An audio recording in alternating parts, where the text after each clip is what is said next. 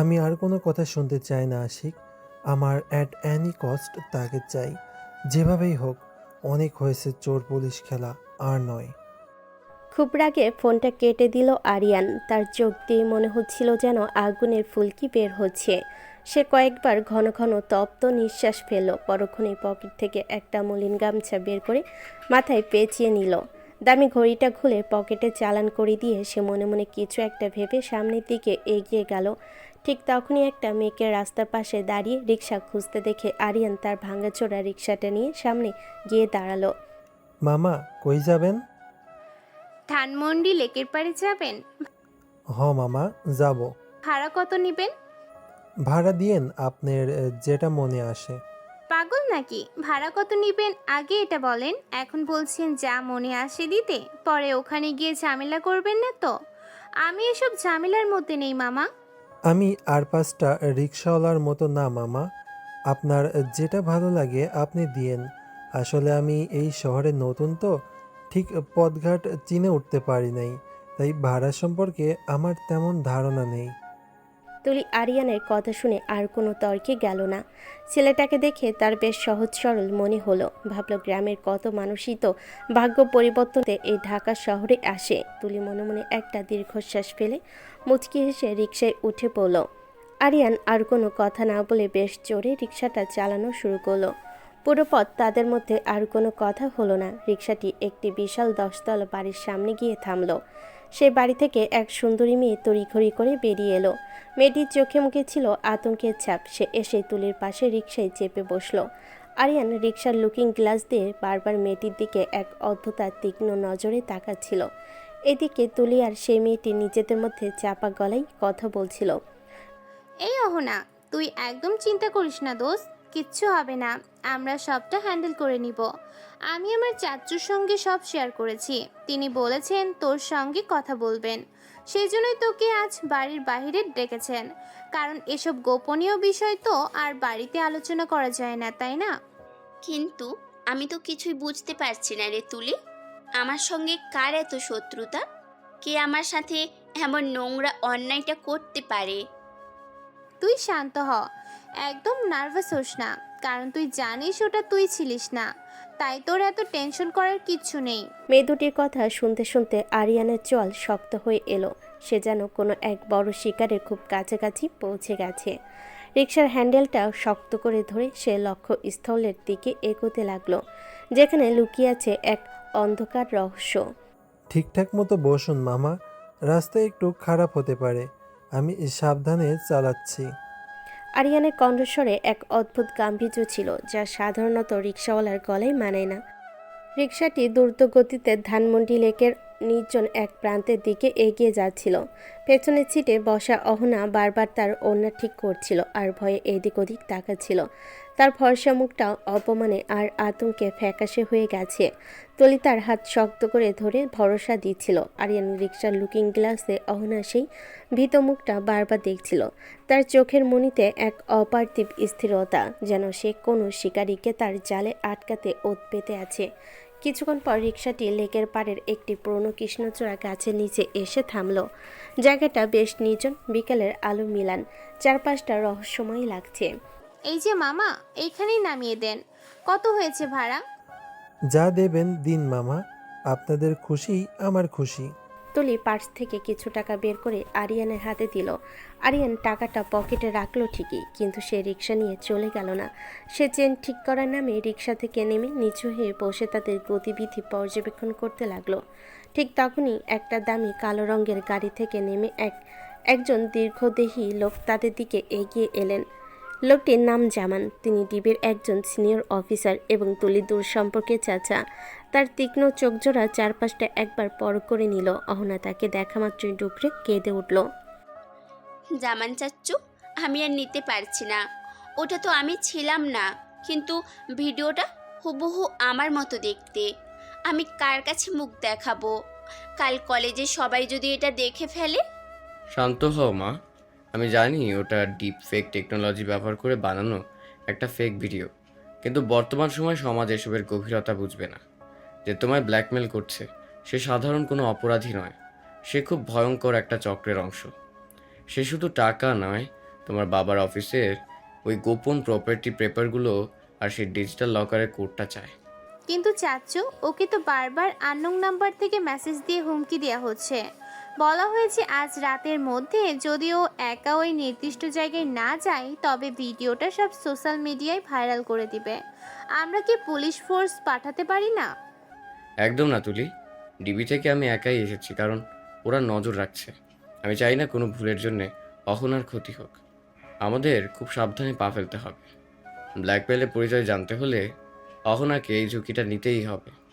মনে রেখো, এই অরিজিনাল ভিডিও ফাইলটা ধ্বংস করা আমাদের প্রধান লক্ষ্য। আরিয়ান রিকশার পাশে হাঁটু গেড়ে বসে থাকলেও তার কান ছিল একদম সজাগ। জামান সাহেবের প্রতিটা শব্দ সে মনোযোগ দিয়ে শুনছিল। Blackmail, deep fake video, property paper, এই শব্দগুলো শুনে আরিয়ানের চোয়াল শক্ত হয়ে উঠল। সে মনে মনে ভাবল, ডিবি অফিসার হয়েও জামান সাহেব কেন একা রিস্ক নিচ্ছেন, নাকি তিনিও এই বড় কোনো ষড়যন্ত্রের দাবার গুটি। আরিয়ানের সন্দেহ আরও বাড়ল যখন সে লক্ষ্য করল জামাল সাহেবের কোমরে গোজা পিস্তলটা ডিবির স্ট্যান্ডার্ড ইস্যু নয়, বরং আন্ডারওয়ার্ল্ডের ব্যবহৃত একটা বিশেষ মডেল। আরিয়ান রিকশার চেন ঠিক করায় বাহানা ছেড়ে সোজা হয়ে দাঁড়ালো।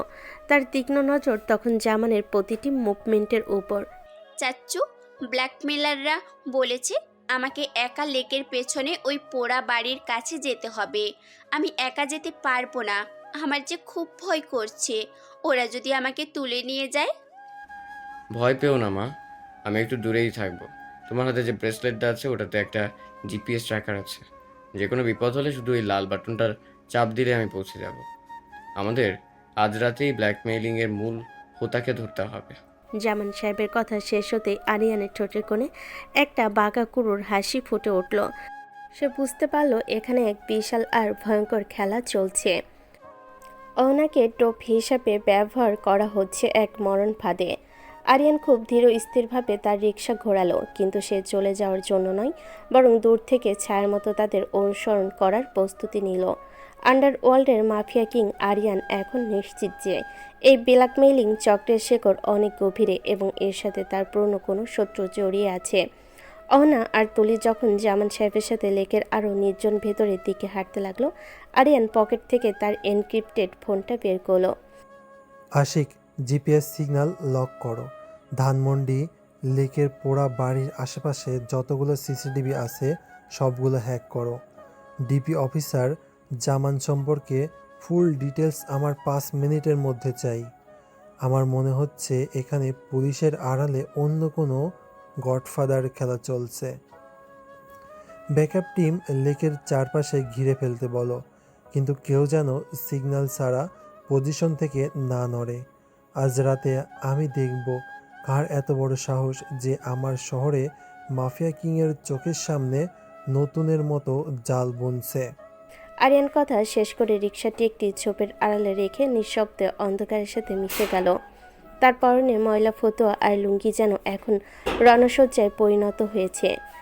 বিকেলের মিলান আলো মুছে গিয়ে যখন গাঢ় অন্ধকার নামলো, তখন লেক এলাকাটা এক ভয়াবহ নিস্তব্ধতায় ডুবে গেল। ঝিঝিপোকার ডাকে লেকের ধারে সেই পোড়া বাড়িটা এক ভয়ানক রূপ ধারণ করেছে। পলেস্তারা খসে পড়া দেওয়াল আর লতা পাতায় ঘেরা বাড়িটির ভেতরে একটা টিমটিমে আলো জ্বলছে। জামান সাহেবের নির্দেশে তুলি আর অহনা কাঁপতে কাঁপতে বাড়ির ভেতরে ঢুকলো। ভেতরে আগে থেকে 3-4 জন লোক অস্ত্র হাতে দাঁড়িয়েছিল। তাদের মাঝখানে সোফায় বসে পা দোলাচ্ছিল এই পুরো চক্রের হোতা জহির। এসেছিস তাহলে? কই প্রপার্টি পেপার আর ডিজিটাল কোডটা নিয়ে এসেছিস তো, নাকি ভিডিওটা এখনই লাইভ করে দেব? প্লিজ ওটা করবেন না। এই নিন আপনার সব পেপার। আমার ভিডিওটা এবার ডিলিট করে দিন প্লিজ। অহনা কাঁপা কাঁপা হাতে ফাইলটা এগিয়ে দিতেই হঠাৎ বাইরে বিকট শব্দের একটা স্মোক গ্রেনেড ফাটল। পুরো বাড়ি সাদা ধোঁয়ায় অন্ধকার হয়ে গেল। একই সাথে ডজনখানেক কালো পোশাকধারী লোক পুরো বাড়িটা ঘিরে ফেল। তাদের হাতে থাকা লেজার লাইটের লাল বিন্দুতে জহির আর তার লোকেদের বুকের ওপর স্থির হয়ে আছে। বেইমানি, পুলিশ নিয়ে এসেছিস তোরা, কিন্তু বাইরে যারা আছে তাদের পোশাক তো পুলিশের মতো না। এই জামান, এরা কারা? এটা অসম্ভব। আমি তো কাউকেই ব্যাকআপে ডাকিনি। জহির এরা পুলিশের লোক না, এমনকি আমার চেনা কোনো বাহিনীরও না। তোরা আমাদেরকে ঠকালি। এই মেয়ে দুইটাকে আগে শেষ কর।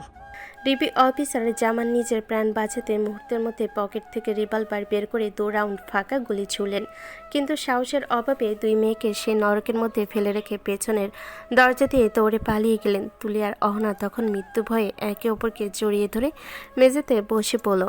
সন্ত্রাসীরা যখন টিকারে আঙ্গুল রাখতে যাবে ঠিক তখনই বাড়ির ছাদে কাজ ভেঙে কেউ একজন উল্কার মতো নিচে ঝাঁপিয়ে পড়ল। ধুলোবালি আর কাছের টুকরোর মাঝে ধীর পায়ে উঠে দাঁড়ালো এক দীর্ঘদেহী যুবক। তার পরনে সেই পুরনো ফতো আর লুঙ্গি, কিন্তু মুখটা একটা কালো গামছা দিয়ে শক্ত করে বাঁধা। কে তুই? মরতে এসেছিস রিক্সাওয়ালা? কার মরণ ঘনিয়ে এসেছে সেটা পরের 2 মিনিটে টের পাবি। আমার এলাকায় পা রেখেছিস, আবার আমার রিক্সার প্যাসেঞ্জারের গায়ে হাত তুলবি? এত বড় কলিজা তোদের কে দিল? পা শেষ হওয়ার আগেই আরিয়ান বিদ্যুতের গতিতে প্রথম সন্ত্রাসীর হাত মচকে দিয়ে তার অস্ত্রটা কেড়ে নিল। ঘরের বাতিটা এক গুলিতে নিভিয়ে দিয়ে সে অন্ধকারের সুযোগ নিল। অন্ধকারের ভেতর শুধু হাড় ভাঙার শব্দ আর সন্ত্রাসীদের আর্তনাদ শোনা যেতে লাগলো। তুলি আর অহনা কান চেপে কোণে বসে কাঁপছিল। তারা বুঝতে পারছে না এই ছদ্মবেশী রিক্সাওয়ালা আসলে কে, যে একা একদল সশস্ত্র সন্ত্রাসীকে খেলনার মতো পেটাচ্ছে। জহির অন্ধকারের মধ্যে পালানোর চেষ্টা করতে আরিয়ান তার চুলের মুঠি ধরে দেওয়ালে আছাড় মারল। কে তুই? পরিচয় দে। তুই কি পুলিশের লোক? আমি কে সেটা জানার যোগ্যতা তোদের নেই। শুধু এটুকু মনে রাখিস, এই শহরে অন্ধকার গলিতে যমদূত আসার আগে আমার পারমিশন নিতে হয়। মিনিট 3 মধ্যে ঘরটা নিস্তব্ধ হয়ে গেল। জহির সহ সবকটা সন্ত্রাসী মেঝেতে অচেতন হয়ে পড়ে আছে। আরিয়ান নিচু হয়ে মেঝে থেকে অহনার সে ফাইল আর জহিরের ফোনটা তুলে নিল। তারপর ধীর পায়ে অহনার দিকে এগিয়ে গেল। অহনা ভয়ে পিছিয়ে যাচ্ছিল, কিন্তু আরিয়ান শান্তভাবে ফাইলটা তার সামনে রাখলো।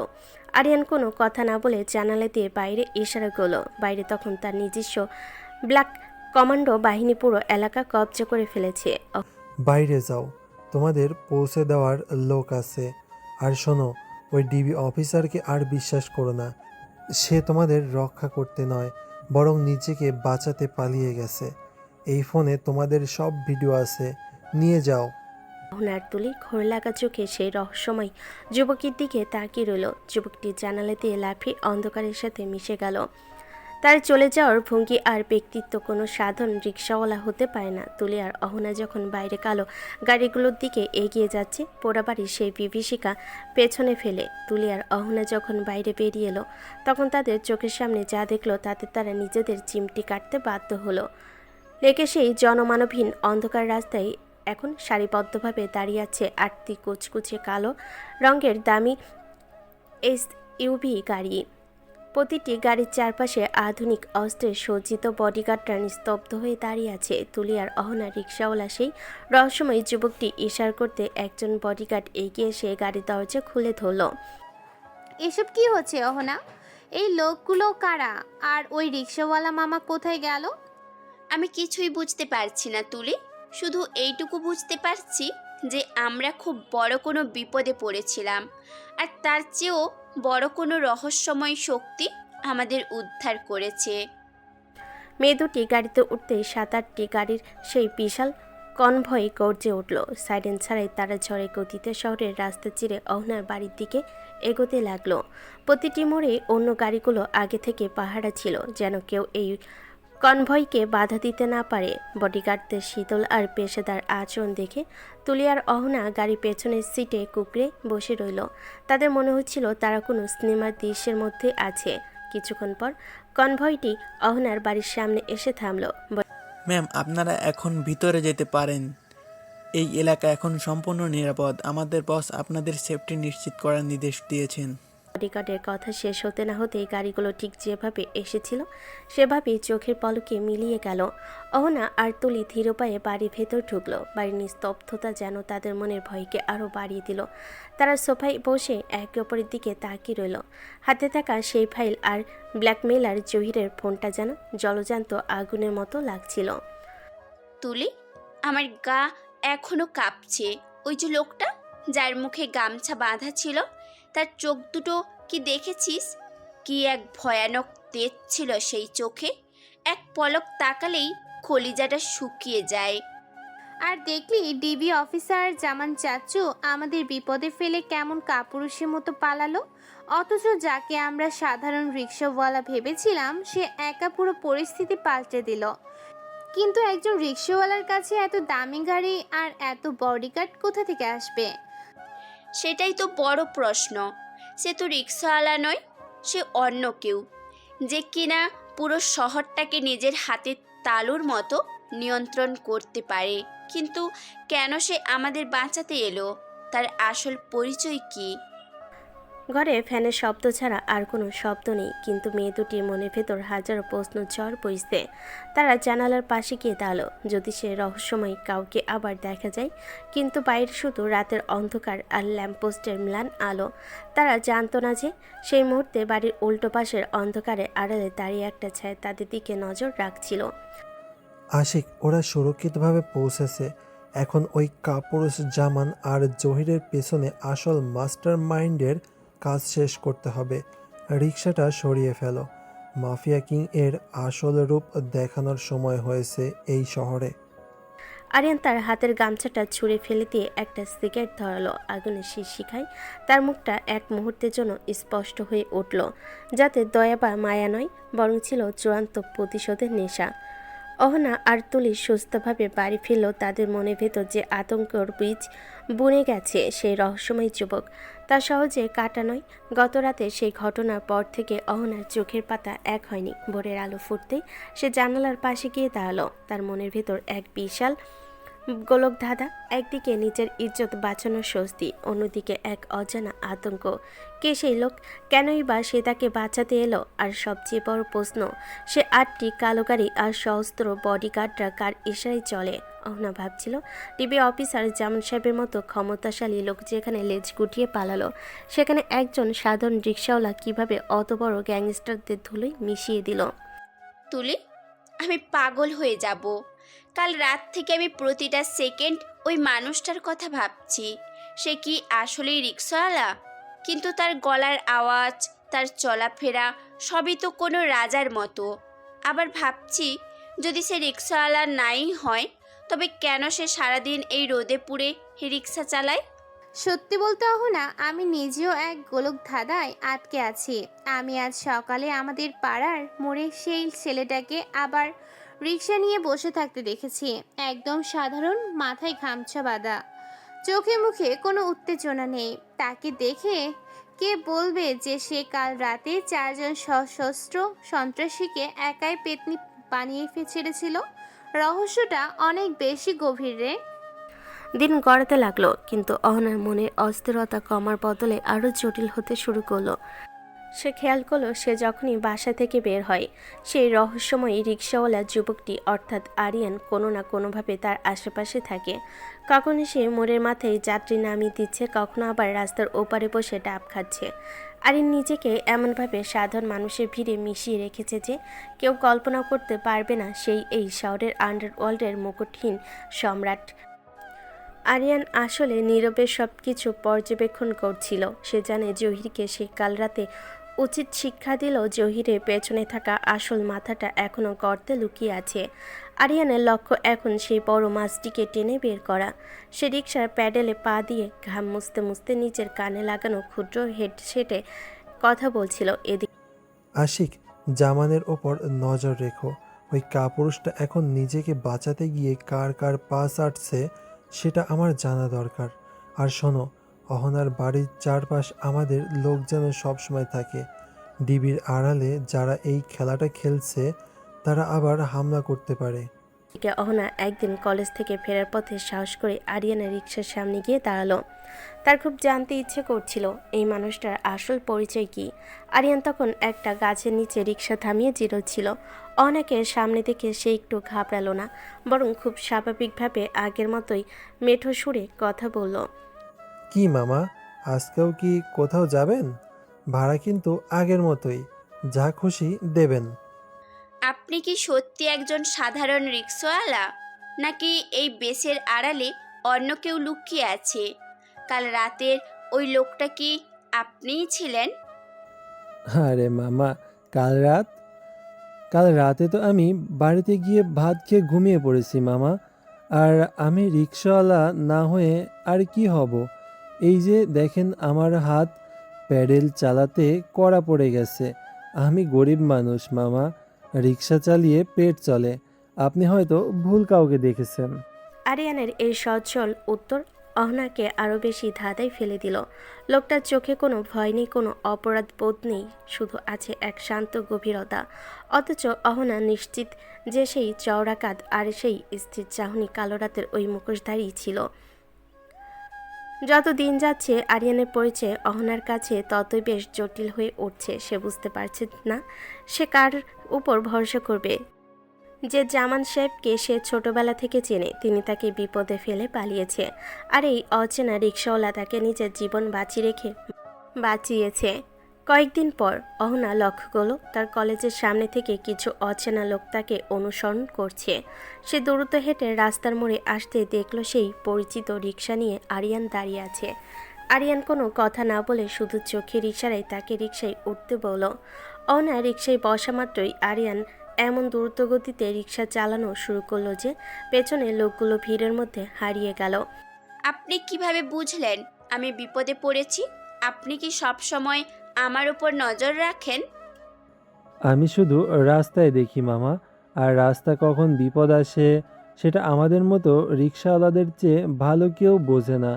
আপনি নিশ্চিন্তে বসেন, আমি আপনাকে নিরাপদে পৌঁছে দিচ্ছি। আরিয়ান রিক্সা চালাচ্ছে ঠিকই, কিন্তু তার মস্তিষ্ক তখন অন্য হিসাব মেলাচ্ছে। সে জানে শত্রুরা এখন অহনাকে দিয়ে তাকে টোপ হিসাবে ব্যবহার করতে চাইছে। আরিয়ান মনে মনে ভাবল, অনেক হয়েছে এই ছদ্মবেশের খেলা। এবার যদি তারা সীমা অতিক্রম করে তবে মাফিয়া কিংয়ের আসল রূপটা এই শহরবাসীকে দেখাতেই হবে। অন্যদিকে অহনা রিকশায় বসে আরিয়ানের পিঠের দিকে তাকিয়ে ভাবছিল, এই মানুষটি কি তার জীবনের রক্ষাকর্তা, নাকি সে নিজেই এক আগ্নেয়গিরি যার ভেতরটা লাভার মতো ফুটছে। এক অদ্ভুত রহস্য জালে অহনা জড়িয়ে পড়েছে, যার প্রতিটি সুতো আরিয়ানের হাতের মুঠোয়। ঠিকঠাক মতো রিক্সায় বসে হাতলটা ধরুন মামা, আজকের দিনটা কিন্তু একদম ভালো ঠেকছে না। চারপাশের বাতাস বড্ড ভারী হয়ে আসছে। আরিয়ানের এই সতর্কবাণী শুনে অহনা কিছুটা অবাক হলো, বিষয়টাকে পাত্তা দিল না। কিন্তু কলেজের গেট পার হতে শুরু হলো প্রথম বিপদ। নির্জন রাস্তার মোড়ে আচমকা একটা দ্রুতগামী বাইক অহনার খুব কাছ দিয়ে চলে গেল এবং বাইক আরোহী আরশাদ এক ঝটকে অহনার গলায় চেনটা ছিনিয়ে নেওয়ার চেষ্টা করলো। অহনা টাল সামলাতে না পেরে রিক্সা থেকে পড়ে যেতে ধরল। বাঁচাও, আমার চেন তুলি, দেখ ওরা আমার চেন নিয়ে যাচ্ছে। আপনি শক্ত হয়ে বসুন মামা, আমি দেখছি। আরিয়ান রিক্সার সিট থেকে অর্ধেক উঠে দাঁড়িয়ে অদ্ভুত কায়দায় এক পায়ের ধাক্কায় রাস্তায় পড়ে থাকা এক ইটের টুকরোকে লাথি মারল। সেই ইটের টুকরো গিয়ে সরাসরি আরশাদের বাইকের চাকায় বিঁধল। আরশাদ নিয়ন্ত্রণ হারিয়ে রাস্তার উপর আছাড় খেয়ে পড়ল, কিন্তু আরিয়ান রিক্সা না থামিয়ে এমন দ্রুত গতিতে অনাকে সরিয়ে নিয়ে গেল যে অনা বুঝতে পারল না আরশাদ কিভাবে পড়ে গেল। আরিয়ান ভাই, ওই লোকটা তো পড়ে গেল, আপনি কি কিছু করেছেন? আমি তো কিছুই বুঝতে পারলাম না। ওসব মনের ভুল মামা, পাপ করলে লোকে এমনিতেই আছাড় খায়। আমি তো শুধু রিক্সাটা টান দিয়েছি, আপনি ভয় পাবেন না। কিছু দূর এগোতে লাইব্রেরির সামনে দ্বিতীয় আক্রমণের শিকার হলো অহনা। এবার আরশাদের ভাই রকি এবং তার দলবল চারপাশ থেকে অহনাকে ঘিরে ধরল। তাদের হাতে ধারালো ছোড়া। রকি এগিয়ে এসে অহনার হাত ধরতে চাইল। অনেক হয়েছে লুকোচুরি রহন। ওই প্রপার্টি পেপারগুলো আজ না দিলে তোর এই সুন্দর মুখটা চিরদিনের জন্য নষ্ট করে দেবো। কেউ তোকে বাঁচাতে আসবে না। ছেড়ে দিন আমাকে, ছেড়ে দিন। জামান চাচু কিন্তু আপনাদের ছাড়বে না। আপনারা জানেন না উনি ডিবি অফিসার। জামান, সে তো নিজেই আমাদের বসের পায়ে পড়ে থাকে। তোকে বাঁচানোর জন্য কেউ নেই। রকি অহনার দিকে ছুরি উঁচিয়ে এগিয়ে আসছে। ঠিক তখনই পাশ দিয়ে যাওয়া একটা ময়লার ট্রাক থেকে কেউ একজন নিখুঁত নিশানায় একটা কাচের বোতল রকির মাথায় ছুঁড়ে মারল। বোতলটা ফেটে রকি রক্তাক্ত হয়ে মাটিতে লুটিয়ে পড়ল। সেই সুযোগে কোথা থেকে একটা কালো এসইউভি গাড়ি এসে রকির বাকি লোকেদের ধাক্কা দিয়ে সরিয়ে দিল। পুরো এলাকা তখন আতঙ্ক ছড়িয়ে পড়েছে। কে ওরা? কেন আমাকে সাহায্য করেছে? আর ওই ট্রাক থেকেই বা কে বোতল মারলো? আরিয়ান ভাই, আপনি কি কিছু দেখেছেন? আমি তো নিচু হয়ে রিকশার চেইন ঠিক করছিলাম মামা, শুধু শুনলাম কিসের যেন একটা আওয়াজ হলো। আপনি হয়তো খুব ঘাবড়ে গেছেন, তাই হুটহাট সব দেখেছেন। বসেন, আমি আপনাকে লেকের পাড় দিয়ে নিয়ে যাই, ওদিকটা নিরাপদ। লেকের পাড়ে পৌঁছাতে দ্বিতীয় এবং সবচেয়ে ভয়ঙ্কর আক্রমণটি হলো। এবার জহিরের সবচেয়ে বিশ্বস্ত খুনি আসাদ বন্দুক নিয়ে ঝোপের আড়াল থেকে বেরিয়ে এলো। সে সরাসরি অহনার কপাল লক্ষ্য করে টিগার চাপতে চাইল। অনেক জ্বালাচ্ছিস মেয়ে, এবার তোর বাপলীলা সাঙ্গ করি। না, বাঁচান আমাকে। ঠিক সেই মুহূর্তে একটা গুলির শব্দ হলো, কিন্তু গুলিটি আসাদের বন্দুক থেকে নয়, বরং অনেক দূর থেকে আসা কোনো স্নাইপারের ছিল। আসাদের হাতের বন্দুকটি সিটকে অনেক দূর এগিয়ে পড়ল এবং সে যন্ত্রণায় চিৎকার করে মাটিতে পড়ে গেল। অহনা চোখ খুলে দেখল আসাদ যন্ত্রণায় ছটফট করছে, কিন্তু আশেপাশে কেউ নেই। আরিয়ান খুব শান্তভাবে রিকশা চালিয়ে আসাদের পাশ দিয়ে পার হয়ে গেল, যেন কিছুই হয়নি। আপনি কি পাগল আরিয়ান ভাই? লোকটার হাতে বন্দুক ছিল, সে আমাকে গুলি করতে যাচ্ছিল, আর আপনি এত শান্তভাবে রিক্সা চালাচ্ছেন। আর ওই গুলিটা কে চালালো? গুলি কই মামা, এটা তো মনে হয় কোনো টায়ার পাঞ্চার হওয়ার শব্দ। আপনি ছোট মানুষ, তাই তুচ্ছ শব্দে ভয় পাচ্ছেন। আর বন্দুক, ওটা তো মনে হয় কোনো খেলনা পিস্তল ছিল। এই শহরে কত নাটকই তো হয়। আপনি আপনি মিথ্যে বলছেন। আপনি সবই জানেন। আপনি সেই লোক যে আমাকে বারবার বাঁচাচ্ছে। ওই রিক্সাওয়ালার বেশ ধরলে কি হবে? আপনার চোখের দিকে তাকালে আমার গা শিউরে ওঠে। আপনি কি সেই মাফিয়া কিং আরিয়ান, যাকে সারা শহর চেনে? মাফিয়া কিংরা কি আর রিক্সা চালায় মামা? তারা তো দামি গাড়িতে ঘুরে বেড়ায়। আমি তো সামান্য পেটের দায়ে রিক্সা চালাই। আপনি বরং বাড়ি গিয়ে একটু বিশ্রাম নিন, মাথায় পানি দিন। অনেক ধকল গেছে আপনার ওপর দিয়ে। আমি আর ছাড়বো না আপনাকে। কেন আপনি পরিচয় লুকাচ্ছেন? কেন? আসাদ, রকি, আসাদ সবাই আপনার ইশারায় কুপোকাত হলো, অথচ আপনি বলছেন কিছুই জানেন না। আপনি অনেক কিছু ভেবে ফেলেছেন মামা। সত্যটা হলো, আমি শুধু চাই আমার প্যাসেঞ্জার যেন সহি সালামতে গন্তব্যে পৌঁছায়। এর চেয়ে বেশি কিছু আমি জানি না। আপনার বাড়ি চলে এসেছেন, নামুন। আরিয়ান অহনাকে বাড়ির সামনে নামিয়ে দিয়ে দ্রুত প্যাডেল মেরে চলে যেতে লাগলো।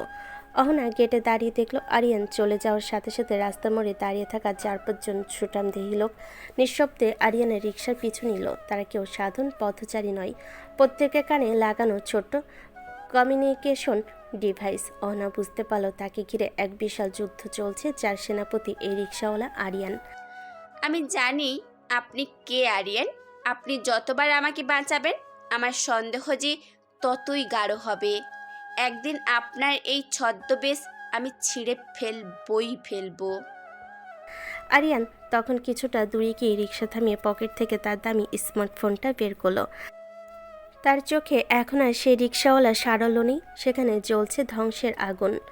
আশিক, জহিরের সব কটা লোককে তুলে নিয়ে আসো।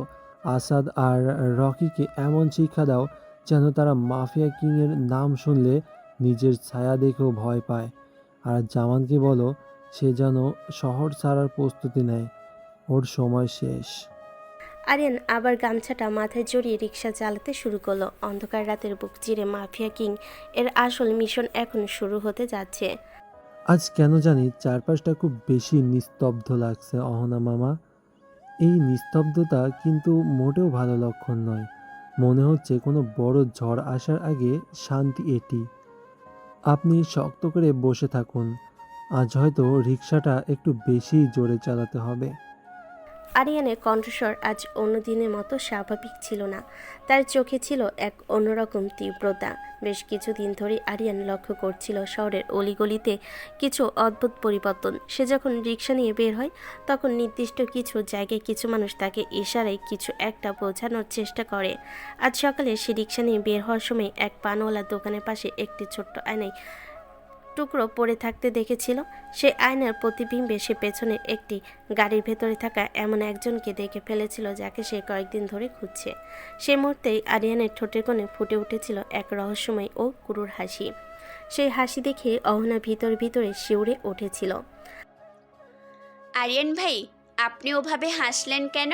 আপনার হাসিটা দেখে আমার খুব অস্বস্তি হচ্ছে। আপনি কি কিছু লুকোচ্ছেন?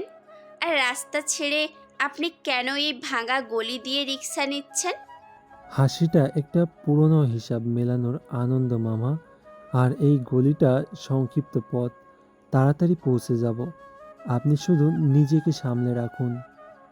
আরিয়ান হঠাৎ করে রিকশার গতি বাড়িয়ে দিল। সামনে ছিল একটি বিশাল মালবাহী ট্রাক, যা রাস্তার মাঝখানে আড়াআড়িভাবে দাঁড়িয়েছিল।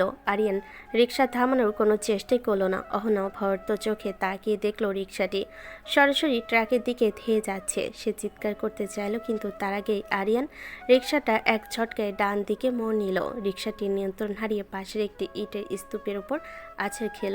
অহনা ছিটকে গিয়ে শক্ত ইটের উপর পড়ল এবং তার মাথায় প্রচণ্ড আঘাত লাগলো। তার চোখের সামনে হাজারো নক্ষত্র জ্বলে উঠল এবং মুহূর্তের মধ্যে সে জ্ঞান হারিয়ে নিস্তেজ হয়ে গেল। আরিয়ান তখন ধীর পায়ে উঠে দাঁড়ালো। তার গায়ে সামান্য আঁচড়ও লাগেনি। সে খুব শান্তভাবে তার মাথার গামছাটা খুলে ফেলল। তার চোখে সেই রিকশাওয়ালার সারাল্য মুহূর্তে মিলিয়ে গেল। সেখানে ফুটে উঠল এক ভয়ঙ্কর গাম্ভীর্য। সে পকেট থেকে একটি স্যাটেলাইট ফোন বের করলো।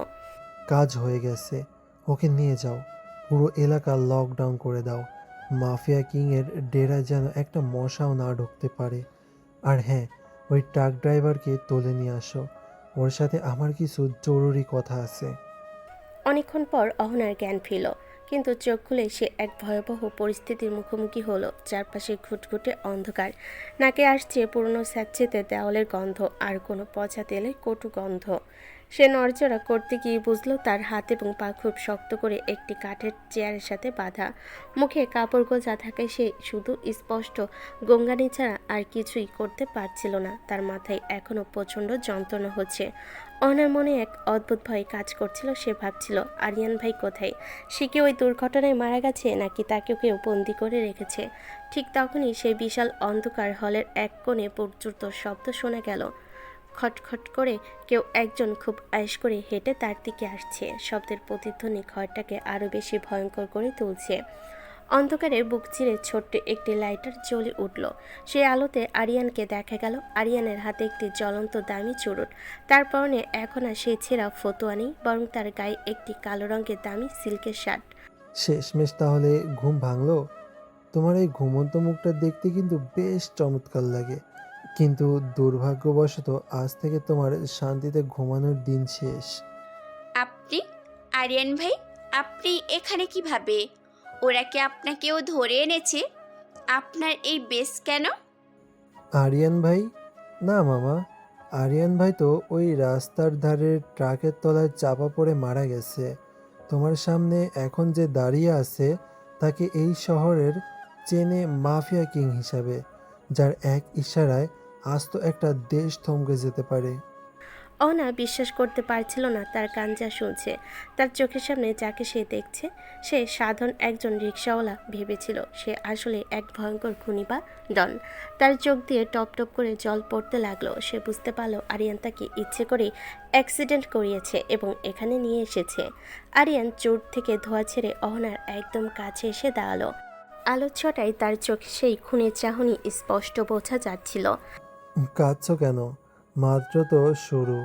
তোমার বাবার সেই প্রপার্টি পেপারগুলো তো উছিলা ছিল। আসলে আমার মূল লক্ষ্য ছিল তুমি। তোমাকে এই খাঁচায় বন্দি করার জন্য আমাকে কতদিন এই নোংরা রিক্সাটা চালাতে হয়েছে জানো? তোমার ওই ডিবি অফিসার জামান আর জহির, তারা তো কেবল দাবার ছোট গুটি। আসল খেলোয়াড় তো তোমার সামনে দাঁড়িয়ে। আরিয়ান অহনার মুখে বাঁধা কাপড়টা এক ঝটকায় খুলে ফেল। অহনা জোরে শ্বাস নিয়ে চিৎকার করে উঠল। বেঈমান, আপনি আমার বিশ্বাসের সুযোগ নিয়েছেন। কেন করলেন এমন? কেন? আমি তো আপনাকে নিজের বড় ভাইয়ের মতো শ্রদ্ধা করতাম। আপনি একজন মাফিয়া, একজন খুনি। শ্রদ্ধা? ওইসব বড় বড় কথা মাফিয়াদের ডিকশনারিতে নেই অহনা। এখানে শুধু চলে প্রতিশোধ আর অধিকার। তোমাকে আমি কেন এখানে এনেছি তা জানতে হলে তোমাকে অনেকগুলো অন্ধকার রাত পার করতে হবে। আপাতত এই অন্ধকার ঘরটাই তোমার ঠিকানা। আরিয়ান কথা শেষ করে হনহন করে ঘর থেকে বেরিয়ে গেল। যাওয়ার সময় সে ভারী লোহার দরজাটা বাইরে থেকে তালাবদ্ধ করে দিল। অহনা সেই নিস্তব্ধ অন্ধকারে একা পড়ে রইল। অন্ধকার ঘরটায় লোহার দরজা খোলার বিকট শব্দে অহনার তন্দ্রা ভেঙে গেল। সে দেখল 4-5 জন সুঠামদেহী লোক কালো স্যুট পরে ঘরে ঢুকলো। তাদের প্রত্যেকের হাতে অস্ত্র। তার কেউ কোনো কথা না বলে অহনার হাতের বাঁধন খুলে দিল। অহনা ভয়ে কাঁপছিল, তার শরীর অবশ হয়ে আসছে। লোকগুলো তাকে একরকম পাজকোলা করে ধরে পাশের একটা বিশাল হলরুমে নিয়ে গেল। সেখানে গিয়ে অহনার চোখ ছানা বড় হয়ে গেল। এই ঘরটা কোনো বন্দিশালা না, বরং রাজপ্রাসাদের মতো সাজানো। দামি ঝাড়বাতি, মখমলে কার্পেট আর দেওয়াল জুড়ে সব অদ্ভুত রাজকীয় আসবাব। আমাকে কোথায় নিয়ে যাচ্ছেন আপনারা? আমার সাথে এসব কেন করছেন? আমি আমি বাড়ি যেতে চাই। অহনার কথায় কেউ উত্তর দিল না। হলের মাঝখানে রাখা একটা বড় রাজকীয় চেয়ারে কেউ একজন পিঠ দিয়ে বসে আছে। তার হাতের আঙ্গুলে একটা বড় হীরা বসানো আংটি চিকচিক করছে। লোকটা ধীর পায়ে চেয়ার ঘুরিয়ে অহনার দিকে তাকালো। অহনা দেখল এই সেই আরিয়ান, কিন্তু তার চেহারা এখন পুরো বদলে গেছে। ক্লিন শেভ করা মুখ, ব্যাক ব্রাশ করা চুল আর পরনে কয়েক লাখ টাকার দামি কালো শেরওয়ানি। তাকে দেখে এখন আর কোনোভাবেই সে রিক্সাওয়ালা মনে হচ্ছে না। ঠিক তখনই একজন লোক দৌড়ে এসে মাথা নিচু করে দাঁড়ালো। বস রেডি, কাজী সাহেবও চলে এসেছেন। আপনার হুকুম পেলে কাজ শুরু হবে। ঠিক আছে, অহনাকে ওর ঘরে নিয়ে যাও। ওখানে ওর জন্য বিয়ের লেহেঙ্গা আর গহনা রাখা আছে। 1 ঘন্টার মধ্যে ও যেন কনে সাজে রেডি থাকে। অহনা যেন আকাশ থেকে পড়ল। সে নিজের কানকে বিশ্বাস করতে পারছে না। আরিয়ান খন্দকার, এই নামটা সে পেপারে পড়েছে, টিভিতে শুনেছে। আন্ডারওয়ার্ল্ডের সবচেয়ে ক্ষমতাশালী আর ভয়ঙ্কর মানুষ, যার নাম শুনলে পুলিশের বড় বড় অফিসারদের হাত কাঁপে। সেই আরিয়ান খন্দকারই ছিল তার পাশের রিক্সাওয়ালা। অহনা চিৎকার করে উঠল। আপনি কি পাগল হয়ে গেছেন? বিয়ে মানে কি? হ্যাঁ, আমি আপনাকে কেন বিয়ে করব শুনি? আপনি একজন খুনি, একজন মাফিয়া। আমি মরে গেলেও আপনাকে বিয়ে করব না, কখনো না। তোমার অপশন দেওয়ার সময় শেষ হয়ে গেছে অহনা।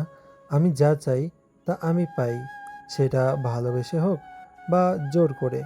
তুমি এই আরিয়ান খন্দকারের একটা কথা জানো না, আমি চাইলে এই মুহূর্তে তোমার পুরো পরিবারকে মাটির সাথে মিশিয়ে দিতে পারি। তুমি কি চাও তোমার জেদের জন্য তোমার বাবা মা কষ্ট পাক? আপনি আমার বাবা মাকে এর মধ্যে টানছেন কেন? তারা আপনাদের কি ক্ষতি করেছে? আর আমাকেই কেন বিয়ে করতে হবে আপনার? আপনার তো অভাব নেই কোনো কিছুর। আরিয়ান কোনো উত্তর দিল না, সে শুধু তার তীক্ষ্ণ চোখে অহনার দিকে তাকিয়ে রইল। অহনা বুঝতে পারল এই মানুষের মনে মায়া বলে কিচ্ছু নেই। সে এক গোলক ধাঁধায় আটকে গেছে। সে জানে না আরিয়ান কেন তাকে টার্গেট করেছে, কেন তাকে বিয়ে করার জন্য এত নাটক করতে হলো। অহনাকে জোর করে একটা সাজানো ঘরে নিয়ে যাওয়া হলো। সেখানে 4-5 জন বিউটিশিয়ান তাকে সাজানোর জন্য তৈরি। অহনা পাথরের মতো বসে রইল। তার মনে হচ্ছিল সে কোনো দুঃস্বপ্ন দেখছে। কেন আমার সাথে এমন হচ্ছে? এই লোকটা কি আগে থেকেই আমাকে চিনতো? রিক্সা চালানোর নাটকটা কি শুধু আমাকে পাওয়ার জন্য ছিল, নাকি এর পেছনে অন্য কোনো বড় রহস্য আছে যা আমিই জানি না? 1 ঘন্টা পর অহনাকে সেই হলরুমে নিয়ে আসা হলো। সে এখন লাল টকটকে লেহেঙ্গায় মোড়ানো এক কোণে, কিন্তু তার চোখে মুখে বিয়ের আনন্দ নেই, আছে রাজ্যের বিষাদ আর ঘৃণা। কাজী সাহেব বিয়ের খাতা নিয়ে বসে আছেন। আরিয়ান তার পাশে গিয়ে দাঁড়ালো। তার গা থেকে আসা দামি পারফিউমের গন্ধে ঘরটা ভরে গেছে। মা, আপনি কি সজ্ঞানের স্বেচ্ছায় আরিয়ান খন্দকারকে স্বামী হিসেবে কবুল করে নিচ্ছেন? না, আমি কবুল করছি না। আমি এই বিয়ে মানি না। আরিয়ান একটু বিচলিত হলো না। সে শান্তভাবে নিজের মোবাইলটা বের করে একটা ভিডিও প্লে করে অহনার সামনে ধরল। ভিডিওতে দেখা যাচ্ছে অহনার বাবাকে একটা অন্ধকার ঘরে চেয়ারে বেঁধে রাখা হয়েছে এবং তার কপালে একটা বন্দুক ঠেকানো।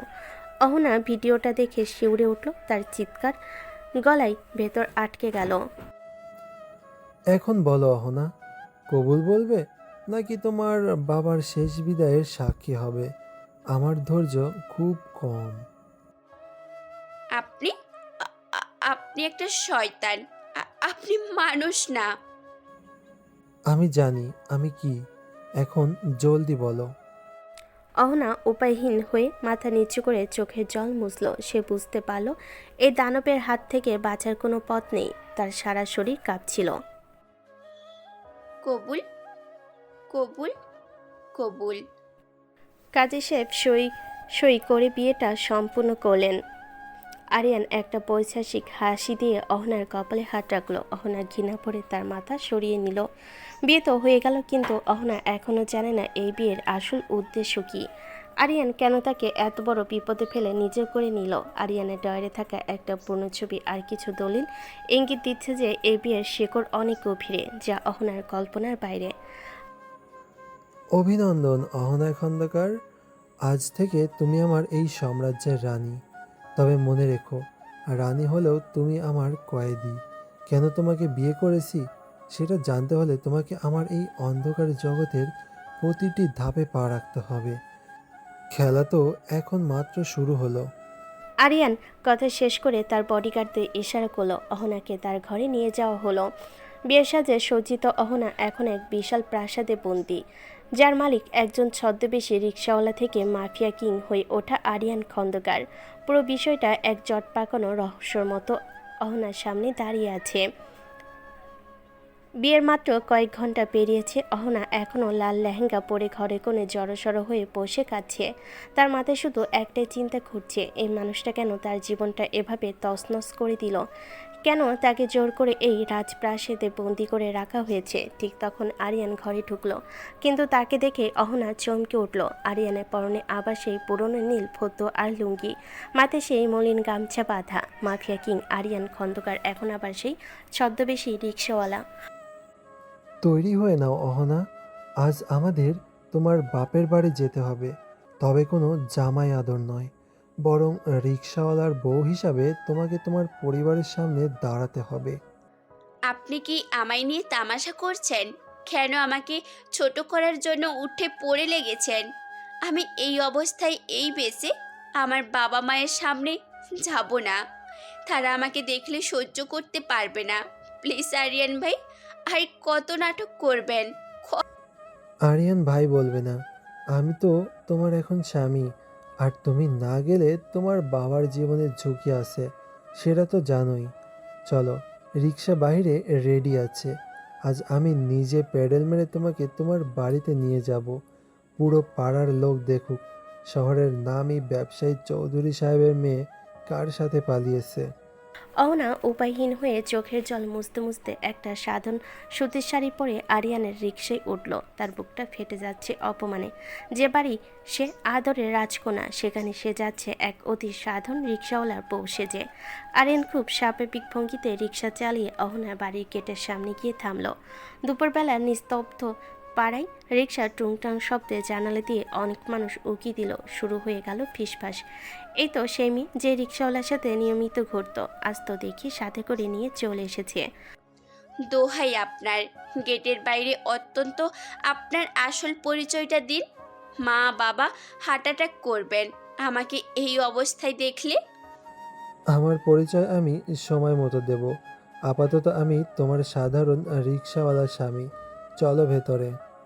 অহনা কাঁপতে কাঁপতে কলিং বেল টিপল। দরজা খুলতেই অহনার মা নিচের আদরে মেয়েকে অবিন্যস্ত চুলে, সাধন শাড়ি আর সিঁথিতে সিঁদুর পরা অবস্থায় দেখে তিনি আত্মচিৎকার করে উঠলেন। ভেতর থেকে অহনার বাবা চৌধুরী সাহেব হন্তদন্ত হয়ে বেরিয়ে এলেন।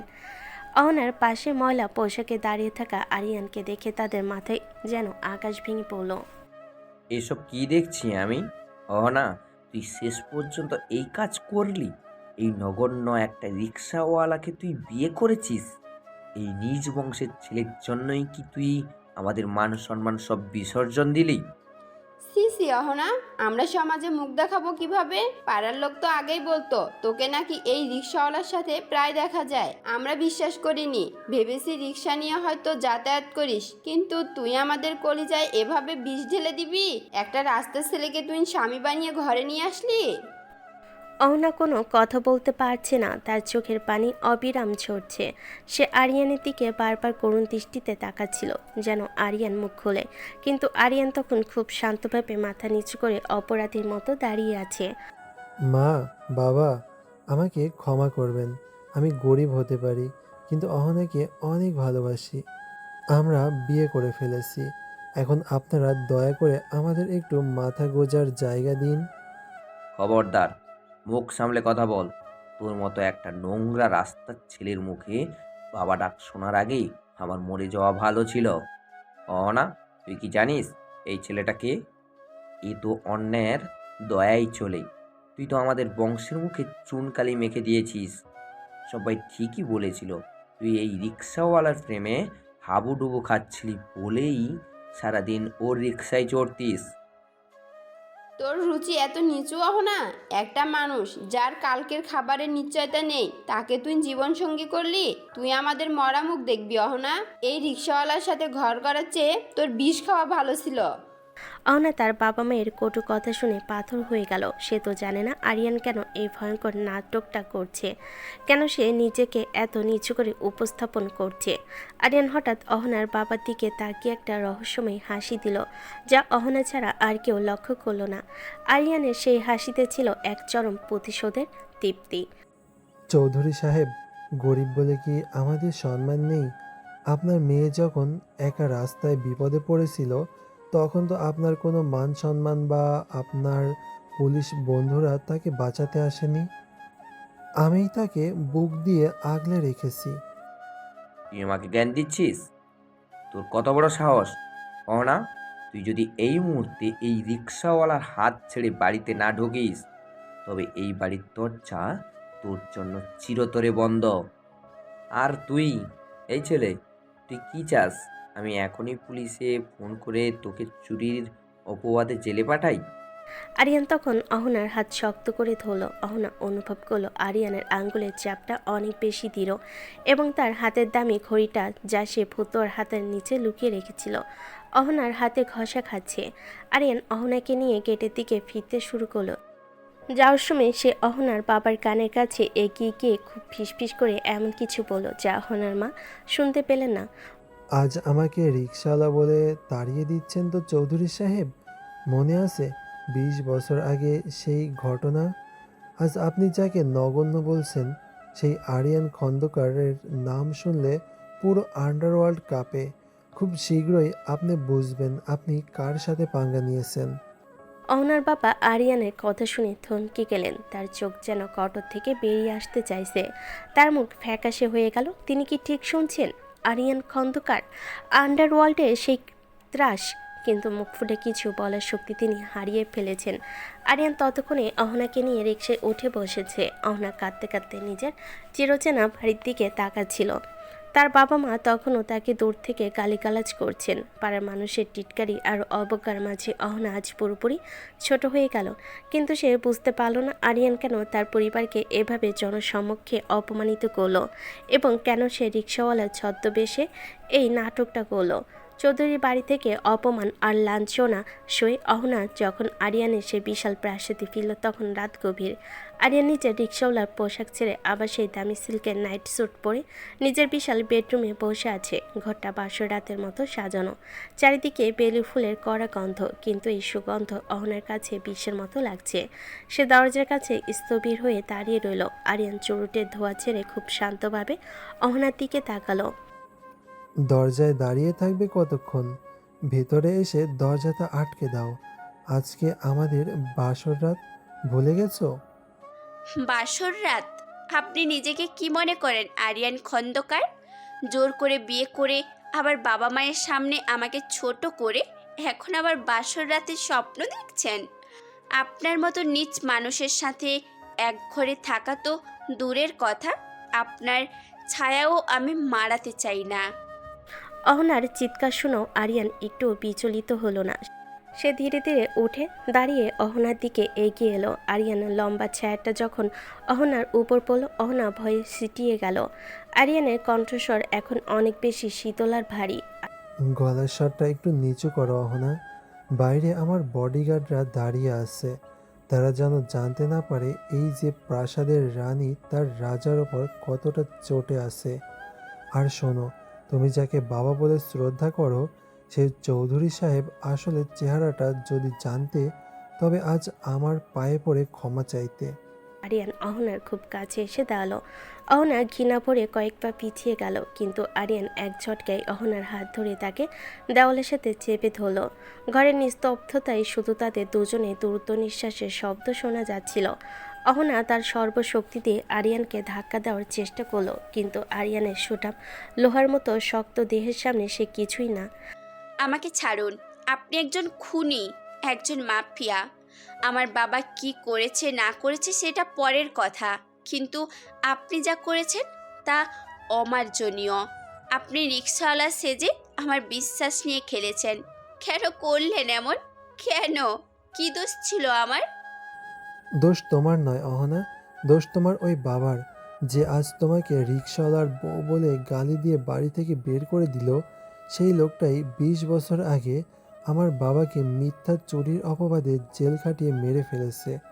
আমার মা রাস্তায় রাস্তায় মানুষের দাঁড়ে দাঁড়ে ঘুরেছে শুধু এই চৌধুরী সাহেবের বেইমানির জন্য। আজ আমি যেখানে দাঁড়িয়ে আছি তা কোনো দয়ার নয়, নিজের রক্ত দিয়ে কামিয়েছি। আরিয়ানের চোখের মণিতে তখন আগুনের ফুলকি। অহনার কথাগুলো শুনে স্তব্ধ হয়ে গেল। তার আদর্শবান বাবার পেছনে এই অন্ধকার ইতিহাস সে কোনোদিন কল্পনা করেনি, কিন্তু আরিয়ানের এই প্রতিশোধের নেশা তাকে আরও বেশি ভয় পাইয়ে দিল। অহনার চোখের জল টপ টপ করে গড়িয়ে পড়ছে। তাই বলে আপনি আমাকে ব্যবহার করবেন, আমার জীবনটা ধ্বংস করে দেবেন? আপনিও তো তবে আমার বাবার মতোই বেঈমান হলেন। বেইমানি নয় অহনা, একে বলে জাস্টিস। আমি চেয়েছিলাম চৌধুরী সাহেব তার সব থেকে প্রিয় জিনিসটা হারাক, আর তার প্রিয় জিনিসটা ছিলে তুমি। আজ তিনি তিল তিল করে পড়বেন যখন শুনবেন তার মেয়ে এক মাফিয়ার বিছানায় রাত কাটাচ্ছে। অহনা রাগে আর অভিমানে আরিয়ানের গালে কষে একটা থাপ্পড় বসিয়ে দিল। চর খেয়ে আরিয়ানের মাথাটা একটু ঘুরে গেল, কিন্তু তার চোখে রাগ নয় বরং পৈশাচিক হাসি ফুটে উঠল। সে অহনাকে এক ঝটকায় বিছানায় ছুঁড়ে ফেল। ভয়ে অহনা বিছানায় কোণে কুঁকড়ে গেল। আমাকে ছোবেন না, আমি আপনাকে ঘেন্না করি আরিয়ান খন্দকার, ঘেন্না করি। আপনি আমাকে মেরে ফেলুন, তাও ভালো, কিন্তু আপনার এই নোংরা প্রতিশোধের অংশ আমি হব না, হব না আমি। ঘৃণা করো, করো। ঘৃণা থেকেই তো ভালোবাসার জন্ম হয় অহনা। আজ এই বন্ধ ঘরের ভিতর কি হচ্ছে তা বাইরের কেউ জানবে না। লোকে জানবে আমরা বাসর করছি, আর তুমি জানবে তুমি তোমার বাবার পাপের প্রায়শ্চিত্ত করছো। আরিয়ান ঘরের সব আলো নিভিয়ে দিল। অন্ধকারে অহনার গুমড়ে গুমড়ে কান্নার আওয়াজ আর আরিয়ানের ভারী নিঃশ্বাসের শব্দ মিলেমিশে একাকার হয়ে গেল। বাইরে বডিগার্ডরা জানলেও না ভেতরে কোনো রোমান্টিক রাত নয়, বরং এক দীর্ঘদিনের জমানো ক্ষোভ আর প্রতিশোধের যুদ্ধ চলছে। অহনা বুঝতে পারল সে এমন এক মানুষের কবজে পড়েছে যে যতটা রহস্যময় তার চেয়েও বেশি ভয়ঙ্কর। রাত যতই বাড়তে লাগলো, রহস্যের জট ততটাই জটিল হতে শুরু করলো এই বদ্ধ ঘরে। বাসরাতের সেই বিভীষিকা কাটতে না কাটতে আরিয়ান আবার তার ছদ্মবেশ ধারণ করলো। সকালে অহনা যখন ঘুম থেকে উঠল, সে দেখলো আরিয়ান ঘরে নেই। সে তার আলমারি খুলে দেখলো আরিয়ানের সেই দামি দামি স্যুটগুলো সব সাজানো আছে, কিন্তু আরিয়ান তার সেই পুরনো ফতুয়া লুঙ্গি পরে আবার রাস্তায় বেরিয়ে পড়েছে। আরিয়ানের লক্ষ্য আজ অন্য কিছু। সে রিক্সা নিয়ে সোজা চলে গেল চৌধুরী সাহেবের অফিসের গলিতে। সে জানে আজ চৌধুরী সাহেব এক বিশেষ মিটিংয়ে যাবেন। আরিয়ান রিক্সার সিটে বসে গামছা দিয়ে মুখ মুছে অপলক দৃষ্টিতে গেটের দিকে তাকিয়ে রইল। এই রিক্সাওয়ালা, খালি আছিস? সামনে মোড়ে যাবি? চৌধুরী সাহেব অফিস থেকে বেরিয়ে আরিয়ানকে দেখতে পেলেন, তবে তিনি তাকে চিনতে পারলেন না, কারণ আরিয়ান তার মাথায় গামছা এমনভাবে বেঁধেছে যে শুধু চোখ দুটো দেখা যাচ্ছে। আরিয়ান কোনো কথা না বলে শুধু মাথা নাড়ল। চৌধুরী সাহেব কটকট করে রিকশায় উঠে বসলেন। তাড়াতাড়ি চালা, তোদের মতো অলস রিক্সাওয়ালার জন্যই মানুষের সময় নষ্ট হয়। কাল রাতে এক আপদ বিদায় করেছি, আজ মেজাজটা খুব খারাপ।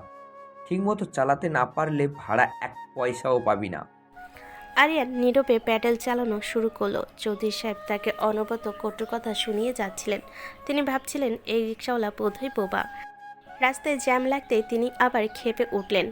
কিরে, কথা বলিস না কেন? কানে কি খাটো? তোদের মতো ছোট লোকদের কারণেই এই শহরের এই অবস্থা।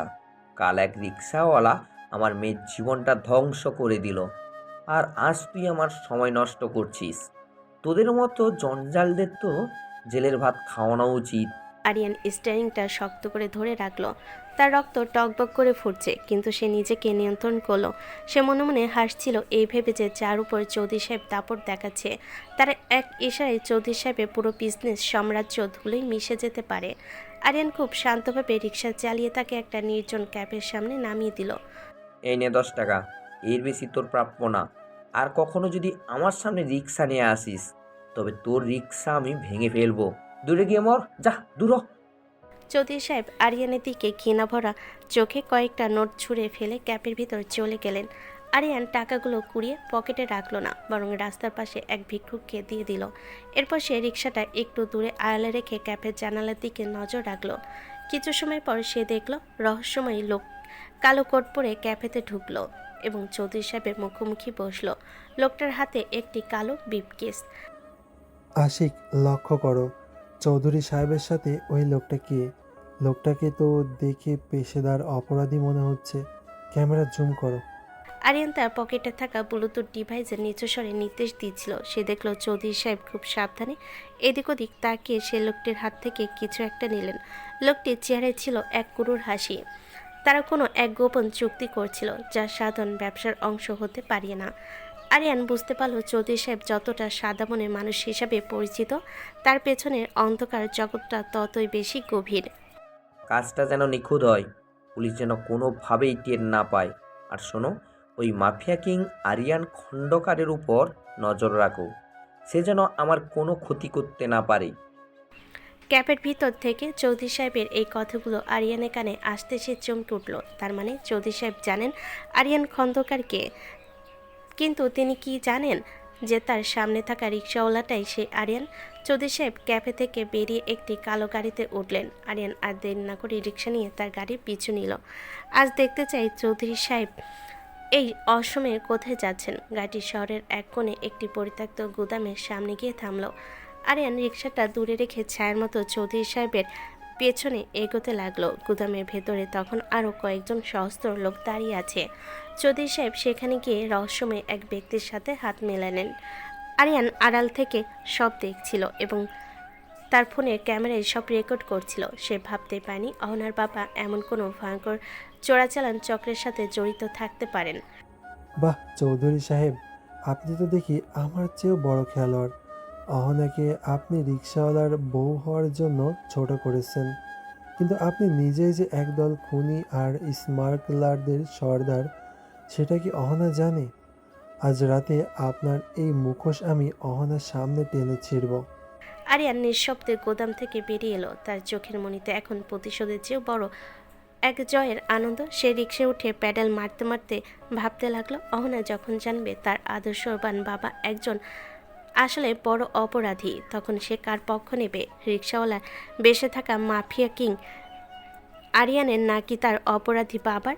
রহস্যের জট এখন চরম পর্যায়ে পৌঁছে গেছে। গুদাম ঘরে সেই গুমট অন্ধকারে আরিয়ান ছায়ার মতো মিশেছিল। তার হাতে থাকা ডিভাইসে তখন চৌধুরী সাহেবের প্রতিটি কথা রেকর্ড হচ্ছিল। আরিয়ান যা শুনছিল তাতে তার পায়ের তলার মাটি সরে যাওয়ার কথা, কিন্তু সে তো আরিয়ান খন্দকার, আন্ডারওয়ার্ল্ডের রাজা। সে জানতে পারল চৌধুরী সাহেব কেবল একজন সাধারণ অপরাধী নন, তিনি দেশে বড় একটি বন্দরে বিষাক্ত কেমিক্যালের একটি বিশাল চালান পাচার করার পরিকল্পনা করছেন, যা হাজার হাজার মানুষের প্রাণ কেড়ে নিতে পারে। নিজের ব্যবসার ক্ষতি পুষিয়ে নিতে তিনি এত বড় ধ্বংসলীলা চালাতে যাচ্ছেন, এটা আরিয়ানের কল্পনার বাইরে ছিল। আজকের রাতটা পার হয়ে গেলেই কেল্লা ফতেই। পুলিশ ভাববে এটা একটা অ্যাক্সিডেন্ট, আর আমরা পাবো কোটি কোটি টাকা। কেউ জানবে না এই মরণ ফাঁদের পেছনে আমার হাত আছে। চৌধুরী সাহেবের এই পৈশাচিক হাসি গুদাম ঘরের দেওয়ালে প্রতিধ্বনিত হচ্ছিল। আরিয়ানার চুপ থাকতে পারল না। সে জানত এই লোকটাকে এখনই না থামলে শহরটা শ্মশানে পরিণত হবে। আরিয়ান তার রিক্সাওয়ালার সেই গামছাটা মুখ থেকে সরিয়ে এক ঝটকায় অন্ধকারের মাঝখান থেকে সরে এলো। তাকে দেখে চৌধুরী সাহেব আর তার সশস্ত্র লোকেরা চমকে উঠল। ব্যবসাটা তো বেশ ভালোই ফেলেছেন চৌধুরী সাহেব, কিন্তু মানুষের লাশ নিয়ে ব্যবসা করার পারমিশন কি এই শহর আপনাকে দিয়েছে? এই রিক্সাওয়ালা, এখানে কি করছিস? ধর ওকে। জানিস না এটা কার এলাকা? তোকে এক্ষুনি গুলি করে নদীতে ভাসিয়ে দেব। আপনার এলাকা? চৌধুরী সাহেব, আপনি হয়তো ভুলে গেছেন যে সূর্য ওঠার আগে এই শহরে অন্ধকার করার হুকুম মেনে চলে। আমি এখানে আপনার জামাতা হিসাবে আসিনি, এসেছি আপনার জমদূত হয়ে। চৌধুরী সাহেব ইশারা করতে তার বডিগার্ডরা আরিয়ানের দিকে বন্দুক তাক করলো, কিন্তু আরিয়ান এক মুহূর্তের সময় নষ্ট করলো না। সে শীষ দিতেই গুদাম ঘরের জানালা আর ছাদ ভেঙে আরিয়ানের ব্ল্যাক কমান্ডো বাহিনী ভেতরে ঝাঁপিয়ে পড়লো। কয়েক সেকেন্ডের মধ্যে চৌধুরী সাহেবের সব কটা লোক মাটিতে লুটিয়ে পড়ল। চৌধুরী সাহেব একা হয়ে পড়লেন, তার হাতে থাকা ব্রিফকেসটা কাঁপতে কাঁপতে মেঝেতে পড়ে গেল। তুই তুই তুই তুই কে? একজন রিক্সাওয়ালা কিভাবে এত বড় বাহিনী নিয়ে ঘোরে? আপনাকে তো আগেই বলেছিলাম, আরিয়ান খন্দকার নামটা মনে রাখবেন। আপনি 20 বছর আগে আমার বাবাকে মেরেছেন, আর আজ আপনি পুরো শহরটাকে মারতে চাইছেন। আমি আপনাকে এটা করতে দেব না। পুলিশ এখানে আসার আগেই আমি আপনার এই পাপের সাম্রাজ্য গুড়িয়ে দিব। চৌধুরী সাহেব যখন দেখলেন তার পালানোর কোনো পথ নেই, তখন তিনি পকেট থেকে একটা রিমোট কন্ট্রোল বের করলেন। তার চোখে তখন উন্মাদের চাহনি। আর তুই আমাকে আটকাতে পারবি না আরিয়ান। এই গুদাম ঘরে আমি আগে থেকেই বোমা সেট করে রেখেছি। আমি যদি ধ্বংস হই তবে তোকেও সাথে নিয়ে মরব। এই শহর ধ্বংস হবেই। আরিয়ান দেখল চৌধুরী সাহেব রিমোট বাটনে আঙ্গুল রাখতে যাচ্ছেন। এক মুহূর্ত দেরি হলে সব শেষ হয়ে যাবে। আরিয়ান বিদ্যুতের গতিতে এগিয়ে গিয়ে চৌধুরী সাহেবের কবজি চেপে ধরেন। তারপর দুজনের মধ্যে ধস্তাধস্তি শুরু হলো। চৌধুরী সাহেব তার বয়সের তুলনায় অনেক বেশি ধূর্ততা আর শক্তি দেখাচ্ছিলেন। তিনি আরিয়ানের চোখে ধুলো দিয়ে রিমোটটা চাপার চেষ্টা করলেন। অনেক হয়েছে চৌধুরী সাহেব, আপনার মতো মানুষকে জ্যান্ত রাখা মানে পৃথিবীর বড় ক্ষতি। নিজের মেয়ের কথা ভেবে হলেও আপনাকে আমি পালানোর সুযোগ দিতাম, কিন্তু আপনি মানুষ হওয়ার যোগ্যতা হারিয়ে ফেলেছেন। আরিয়ান বাধ্য হয়ে তার কোমরে থাকা একটি ছোট্ট ইঞ্জেকশন বের করলো, যাতে উচ্চমাত্রায় ঘুমের ওষুধ ছিল। চৌধুরী সাহেব যখন তাকে ধাক্কা দিয়ে ফেলে দিতে চাইলেন, তখন আরিয়ান নিখুঁত নিশানায় ইঞ্জেকশনটি তার ঘাড়ে পুশ করে দিল। চৌধুরী সাহেব গঙ্গাতে গঙ্গাতে মেঝেতে পড়ে গেলেন। কয়েক সেকেন্ডের মধ্যে তিনি গভীর ঘুমে তলিয়ে গেলেন। আরিয়ান রিমোটটা কেড়ে নিয়ে তার টিমের হাতে দিল। আশিক, একে গাড়িতে তোলো, আমার গোপন ডেরায় নিয়ে চলো। দুনিয়ার মানুষ জানুক চৌধুরী সাহেব নিখোঁজ হয়ে গেছেন। আমি ওকে এখানে মারব না। অহনা দেখুক তার আদর্শ বাবার চেহারাটা কি। আর এই গুদাম ঘরের সব বিস্ফোরক নিষ্ক্রিয় করো। আরিয়ান গুদাম ঘর থেকে বেরিয়ে এলো। বাইরে তখন শেষ রাতের কুয়াশা। সে নিচের রিক্সাটার দিকে তাকালো। যে রিক্সা চালিয়ে সে অহনার জীবনে এসেছিল, সেই রিক্সাটায় আজ এক বিশাল ধ্বংসলীলা রুখে দিল। কিন্তু এখন সব থেকে কঠিন কাজটা বাকি। অহনাকে সে কী বলবে? তার বাবাকে সে গুম করে ফেলেছে, এই সত্যটা কি অহনা মেনে নিতে পারবে? আরিয়ান রিক্সার উঠে প্যাডেল মারতে মারতে ভাবছিল, ভালোবাসার চেয়েও বড় এখন তার দায়িত্ব। সে একজন মাফিয়া কিং হতে পারে, কিন্তু সে কখনো বেইমানি সহ্য করতে পারে না। অন্ধকার রাতের বুক চিরে আরিয়ান এগিয়ে চলল তার নতুন গন্তব্যে, যেখানে অহনা তার জন্য অপেক্ষা করছে, কিন্তু কোনো সুখবর নিয়ে নয়। সকাল হতেই পুরো দেশের টেলিভিশন চ্যানেল আর নিউজ পোর্টালে শুধু একটি খবর ব্রেকিং নিউজ হিসেবে স্ক্রল হচ্ছে। বড় বড় হেডলাইনে লেখা, দেশের পথিত যশা ব্যবসায়ী চৌধুরী সাহেব রহস্যময়ভাবে নিখোঁজ। গুঞ্জন ছড়িয়ে পড়েছে যে তাকে কোনো শক্তিশালী অপরাধী চক্র অপহরণ করেছে। পুরো শহর এখন আতঙ্কে কাঁপছে। পুলিশের গাড়ি সাইরেন বাজিয়ে এদিক ওদিক ছুটছে, কিন্তু চৌধুরী সাহেবের কোনো হদিস মিলছে না। এদিকে আরিয়ানের প্রাসাদে অহনা টিভির সামনে পাথর হয়ে বসেছিল। খবরটা দেখা মাত্রই তার শরীরের সব রক্ত হিম হয়ে গেল। তার আর বুঝতে বাকি রইল না যে এই কাজটা কার। সে পাগলের মতো চিৎকার করতে করতে আরিয়ানের স্টাডি রুমের দিকে ছুটে গেল। সেখানে গিয়ে দেখল আরিয়ান খুব শান্তভাবে একটা সোফায় বসে কফি খাচ্ছিল। তার চোখে মুখে কোনো উদ্বেগের চিহ্ন নেই, যেন কিছুই হয়নি। অহনা ঝড়ের বেগে ঘরে ঢুকে আরিয়ানের সামনে গিয়ে দাঁড়ালো। তার চোখ দুটো কানে লাল হয়ে ফুলে গেছে, শরীর আগে কাঁপছে। আরিয়ান কফির কাপটা টেবিলে রেখে ধীরে স্থিরভাবে অহনার দিকে তাকালো। শান্ত হও অহনা, চিল্লাপাল্লা করলে কোনো সমাধান হয় না। আগে বসো, পানি খাও। শান্ত হব? আমার বাবাকে তুমি গুম করে দিয়েছো, আর আমি আমি নাকি শান্ত হব? তুমি আমার জীবনটা পুরোপুরি নষ্ট করে দিয়েছো আরিয়ান। কেন আমার জীবনে এসেছিলে? কেন? কি চাই তোর? টাকা, ক্ষমতা, নাকি শুধু আমাদের ধ্বংস করা? বল, আমার বাবাকে কোথায় রেখেছিস? কেন আমি আমার বাবাকে পাচ্ছি না? কেন? আমি বারবার বলছি অহনা, সীমা অতিক্রম করো না। তোমার বাবা যেখানে আছে নিরাপদেই আছে। সময় হলে সব জানতে পারবে। এখন নিজের ঘরে যাও। আরিয়ানের এই ঠান্ডা মাথার উত্তর শুনে অহনা আরও বেশি ক্ষিপ্ত হয়ে গেল। সে আর নিজেকে সামলাতে পারল না। কাঁদতে কাঁদতে তার অবস্থা বেহাল হয়ে যাচ্ছিল। সে আরিয়ানের কলার ধরে ঝাঁকাতে লাগলো। তার গলায় কান্নার স্বর বুঝে আসছিল, কিন্তু ঘৃণার কোনো কমতি ছিল না। অহনা এবার আরিয়ানকে একের পর এক চড়-থাপ্পড় মারতে শুরু করলো। আরিয়ান পাথরের মতো দাঁড়িয়ে রইল, কোনো বাধা দিল না। প্রতিটি আঘাত সে নীরবে শুয়ে যাচ্ছিল। তার গালে অহনার আঙ্গুলের ছাপ বসে যাচ্ছিল, কিন্তু তার চোখের মণিতে ধীরে ধীরে এক ভয়ঙ্কর রাগ জমা হতে লাগলো। আরিয়ান নিজেকে শান্ত রাখার আপ্রাণ চেষ্টা করছিল, কিন্তু অহনা যখন থামছিল না, তখন তাকে গালিগালাজ করে যাচ্ছিল। তখন আরিয়ানের ধৈর্যের বাঁধ ভেঙে গেল। সে হঠাৎ এক ঝটকে অহনার দুটো হাত চেপে ধরল। তার হাতের বাঁধন এতটাই শক্ত ছিল যে অহনা ব্যথায় কুঁকিয়ে উঠল। আরিয়ান অহনাকে নিজের বুকের সাথে জাপটে ধরল। অহনা পালানোর চেষ্টা করলো, কিন্তু আরিয়ানের সুঠাম দেহের সামনে সে নড়ার ক্ষমতা হারিয়ে ফেল। আরিয়ান খুব শক্ত করে তাকে জড়িয়ে ধরে তার কানের কাছে মুখ নিয়ে এলো। তার গলায় এখন স্বর বরফের মতো শীতল। অহনা আরিয়ানের এই রুদ্রমূর্তি দেখে একদম নার্ভাস হয়ে গেল। তার পুরো শরীরের শক্তি যেন হঠাৎ করে বিলীন হয়ে গেল। সে আরিয়ানের চোখের দিকে তাকিয়ে এক অজানা আতঙ্ক অনুভব করল। রাগে দুঃখে তার শারীরিক দুর্বলতায় সে আর দাঁড়িয়ে থাকতে পারল না। তার মাথা ঘোরাতে লাগলো এবং সে জ্ঞান হারানোর মতো হয়ে গেল। আরিয়ান বুঝতে পারল অহনা দুর্বল হয়ে পড়েছে। সে কোনো কথা না বলে অহনাকে পাজাকোলা করে তুলে নিয়ে বেডরুমে গেল এবং খুব সাবধানে তাকে বিছানায় শুইয়ে দিল। অহনা তখনও হাঁপাচ্ছিল। বিছানায় শোয়ানোর পর তার সেন্স একটু ফিরতে সে আবার চিৎকার করলো। সে বিছানার চাদর খামচে ধরে আরিয়ানের উপর চড়াও হওয়ার চেষ্টা করলো এবং তাকে রিক্সাওয়ালা বলে তুচ্ছ তাচ্ছিল্য করতে লাগলো।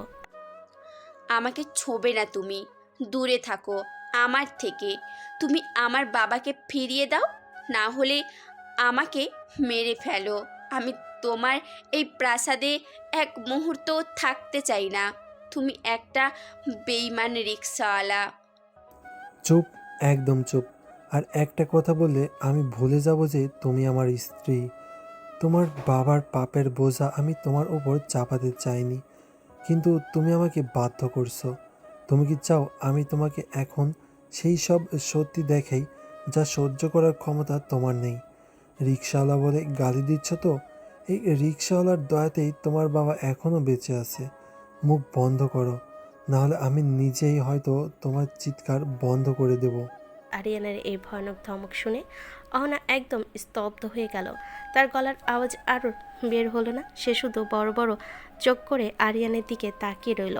আরিয়ানের চোখে তখন রাগ আর এক অদ্ভুত যন্ত্রণা মিলেমিশে একাকার।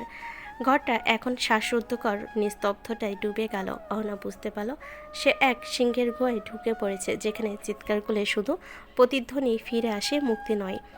আরিয়ান আর এক মুহূর্ত সেখানে না দাঁড়িয়ে রাগে ঘর থেকে বেরিয়ে সজোরে দরজা লাগিয়ে দিল। অহনা বিছানায় একা পড়ে রইল। তার বাবার জন্য চিন্তা আর আরিয়ানের প্রতি ঘৃণার মাঝে সে যেন এক নিঃসঙ্গ বন্দী। আরিয়ান ঘর থেকে বেরিয়ে যাওয়ার কিছুক্ষণ পর আবার ফিরে এলো। তার হাতে কিছু পুরনো হলদে হয়ে যাওয়া ফাইল আর একটা ডায়েরি। অহনা তখনও বিছানায় শুয়ে ফুপিয়ে কাঁদছিল। আরিয়ানের চোখে তখন এক অদ্ভুত কাঠিন্য, যা দেখে অহনা এক মুহূর্তের জন্য থমকে গেল। আরিয়ান ধীর পায়ে অহনার সামনে এসে দাঁড়ালো। ঘরটা তখন এক থমথমে নীরবতায় ডুবে আছে, যেন কোনো বড় ঘূর্ণিঝড় আসার সংকেত দিচ্ছে। অনেক তো কাঁদলে, অনেক তো আমাকে খুনি আর বেঈমান বললে। এবার একটু চোখ মুছো। এই কাগজগুলো দেখো। আজ তোমার সেই আদর্শ বাবার আসল মুখোশ আমি খুলে দেব, যে সত্য আমি এত বছর ধরে নিজের বুকের ভেতরে পাথর করে চেপে রেখেছিলাম। আজ তোমার জানার সময় হয়েছে। কিসের কাগজ এগুলো? আমি আপনার কোনো নাটক দেখতে চাই না আর আরিয়ান, চাই না। আমার বাবাকে ফিরিয়ে দিন, তারপর যা খুশি দেখান। আমার বাবা নির্দোষ, তিনি কোনো অপরাধ করতে পারেন না। কখনো না। নির্দোষ? এই শব্দটা তোমার মুখে মানায় না অহনা। এখন আমি যা বলবো তা মন দিয়ে শোনো। আজ থেকে 20 বছর আগে মিস্টার চৌধুরী কোনো বড় ব্যবসায়ী ছিলেন না। তিনি ছিলেন আমার বাবা আর তোমার বাবার অফিসের একজন সাধারণ কর্মচারী। মিস্টার চৌধুরী তোমার বাবার খুব ভালো বন্ধু ছিলেন, অন্তত তোমার বাবা তাকে তাই ভাবতেন। তাদের মধ্যে এমন সখ্যতা ছিল যে তোমার বাবা তাকে নিজের ভাইয়ের মতো বিশ্বাস করতেন। কিন্তু সেই বিশ্বাসের আড়ালে চৌধুরী ছিলেন এক বিষাক্ত সাপ। সে তিলে তিল করে তোমার বাবার পিছনে ছুরি মারার পরিকল্পনা করছিল। তোমার বাবা মাকে খুন করে এই বিশাল সম্পত্তি দখল করার নেশা তাকে পেয়ে বসেছিল। আরিয়ানের কথাগুলো শুনে অহনা আকাশ থেকে পড়ল। সে মাথা নেড়ে বারবার অস্বীকার করছিল, কিন্তু আরিয়ানের গলা স্বর আর চোখের তেজ তাকে থামিয়ে দিল। আরিয়ান ডায়েরিটা খুলে অহনার সামনে একটা পাতা বের করলো। অহনা দেখল সেখানে তার আসল বাবা মায়ের ছবি আর কিছু আইনি কাগজপত্রের ফটোকপি। তার হাত কাঁপতে শুরু করলো, বুকের ভেতরটা যেন ফেটে যাচ্ছে। এটাই সত্য অহনা, মিস্টার চৌধুরী আর তার স্ত্রী তোমার কেউ নন। ওরা হলো তোমার আসল বাবা মায়ের খুনি। তোমার বাবা মারা যাওয়ার আগে তার সমস্ত সম্পত্তি তোমার নামে উইল করে দিয়েছিলেন। সেখানে পরিষ্কার করে লেখা ছিল যে তুমি 18 বছর বয়স না হওয়া পর্যন্ত তোমার অভিভাবক হিসাবে যারা থাকবে তারা এই সম্পত্তির দেখাশোনা করতে পারবে এবং মুনাফা ভোগ করতে পারবে। তোমার বাবা মারা যাওয়ার পর এই উইলের কথা যখন মিস্টার চৌধুরী জানতে পারলো, তখন সে তোমাকে আর মেরে ফেলতে পারে না, কারণ তুমি মরে গেলে সমস্ত সম্পত্তি ট্রাস্টে চলে যেত। সে কিছুই পেত না, তাই শুধু সম্পত্তির লোভে তোমাকে তার নিজের মেয়ের মতো মানুষ করেছে। তোমাকে তারা বাঁচিয়ে রেখেছে কেবল তাদের সোনার ডিম পাড়া হাঁস হিসাবে। না, এটা হতে পারে না। আপনি মিথ্যে বলছেন। মা বাবা আমাকে কত ভালোবাসেন, তারা কেন এমন করবেন? আপনি আমাকে ভুল বোঝানোর চেষ্টা করেছেন যাতে আমি তাদের ঘৃণা করি, তাই না? আপনি একজন ধূর্ত মাফিয়া। আপনি সব জাল করতে পারেন। জাল? এই ডায়েরিটা তোমার বাবার হাতে লেখা, আর এই উইলের কপিটা কোর্টে রেজিস্ট্রি করা। বিশ্বাস করতে কষ্ট হচ্ছে? যে লোকটাকে তুমি বাবা বলে ডাকো, সে আমার বাবাকেও এই সম্পত্তির ভাগ না দেওয়ার জন্য পুলিশের ভয় দেখিয়ে গ্রাম ছাড়া করেছিল। আমার বাবার বিচার চাইতে গিয়ে মারা গেছেন। আজ মিস্টার চৌধুরী যে রাজত্বে বসে আছেন তার প্রতিটি ইটের নিচে তোমার বাবা মায়ের রক্ত লেগে আছে।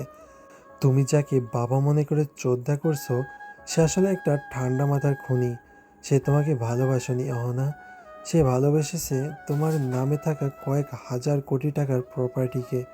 তোমার 18 বছর পূর্ণ হওয়ার অপেক্ষায় ছিল সে, যাতে তোমাকে সরিয়ে দিয়ে সব নিজের নামে করে নিতে পারে।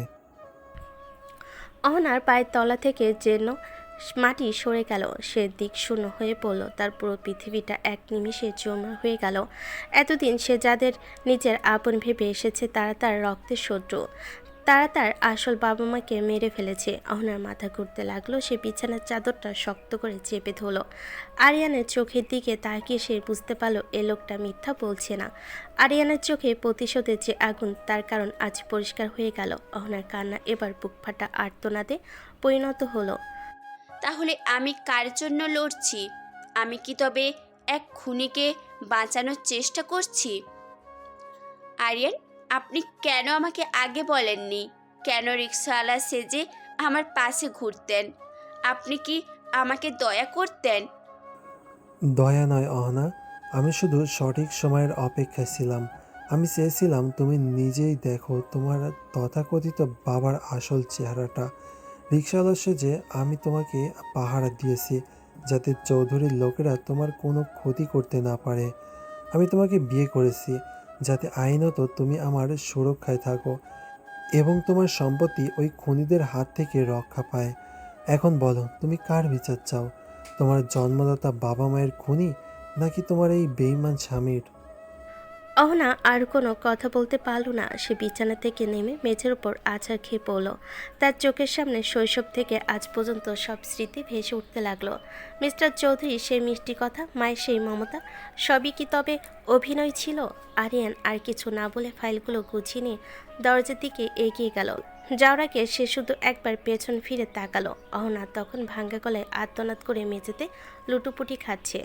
আরিয়ানের মনে হলো একটা চাপা কষ্ট অনুভব হলো, কিন্তু সে জানতো এই সত্যটা তিক্ত হলো অহনাকে হজম করতে হবে। আরিয়ান ঘর থেকে বেরিয়ে যাওয়ার পর অহনা সেই অন্ধকার রাতে নিজের ভাগ্যের নির্মম পরিহাস নিয়ে পড়ে রইল। তার ঘৃণা এখন আরিয়ানের প্রতি নয়, বরং নিজের অস্তিত্বের প্রতি জন্মাতে শুরু করলো। সে বুঝতে পারল এ লড়াইয়ে সে কেবল একটি মোহরা ছিল, কিন্তু এখন তাকে এই ধ্বংসস্তূপ থেকে উঠে দাঁড়াতে হবে। আরিয়ান আর দেরি করলো না।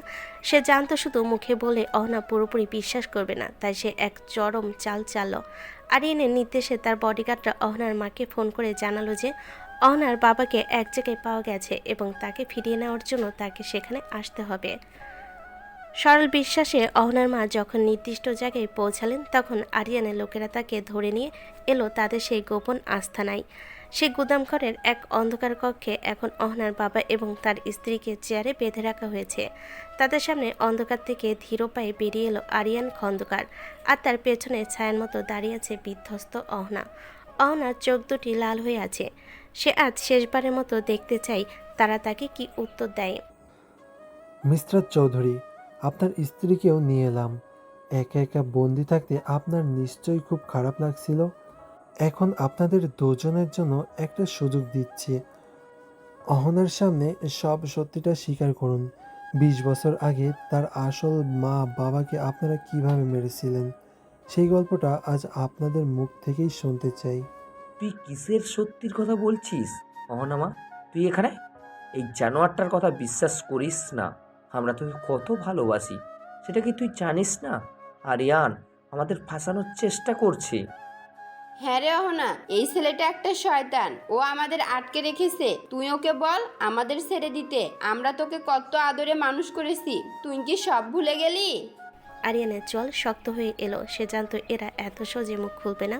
সে পকেট থেকে একটা রিমোট বের করে দেওয়ালে বড় স্ক্রিনটা অন করলো।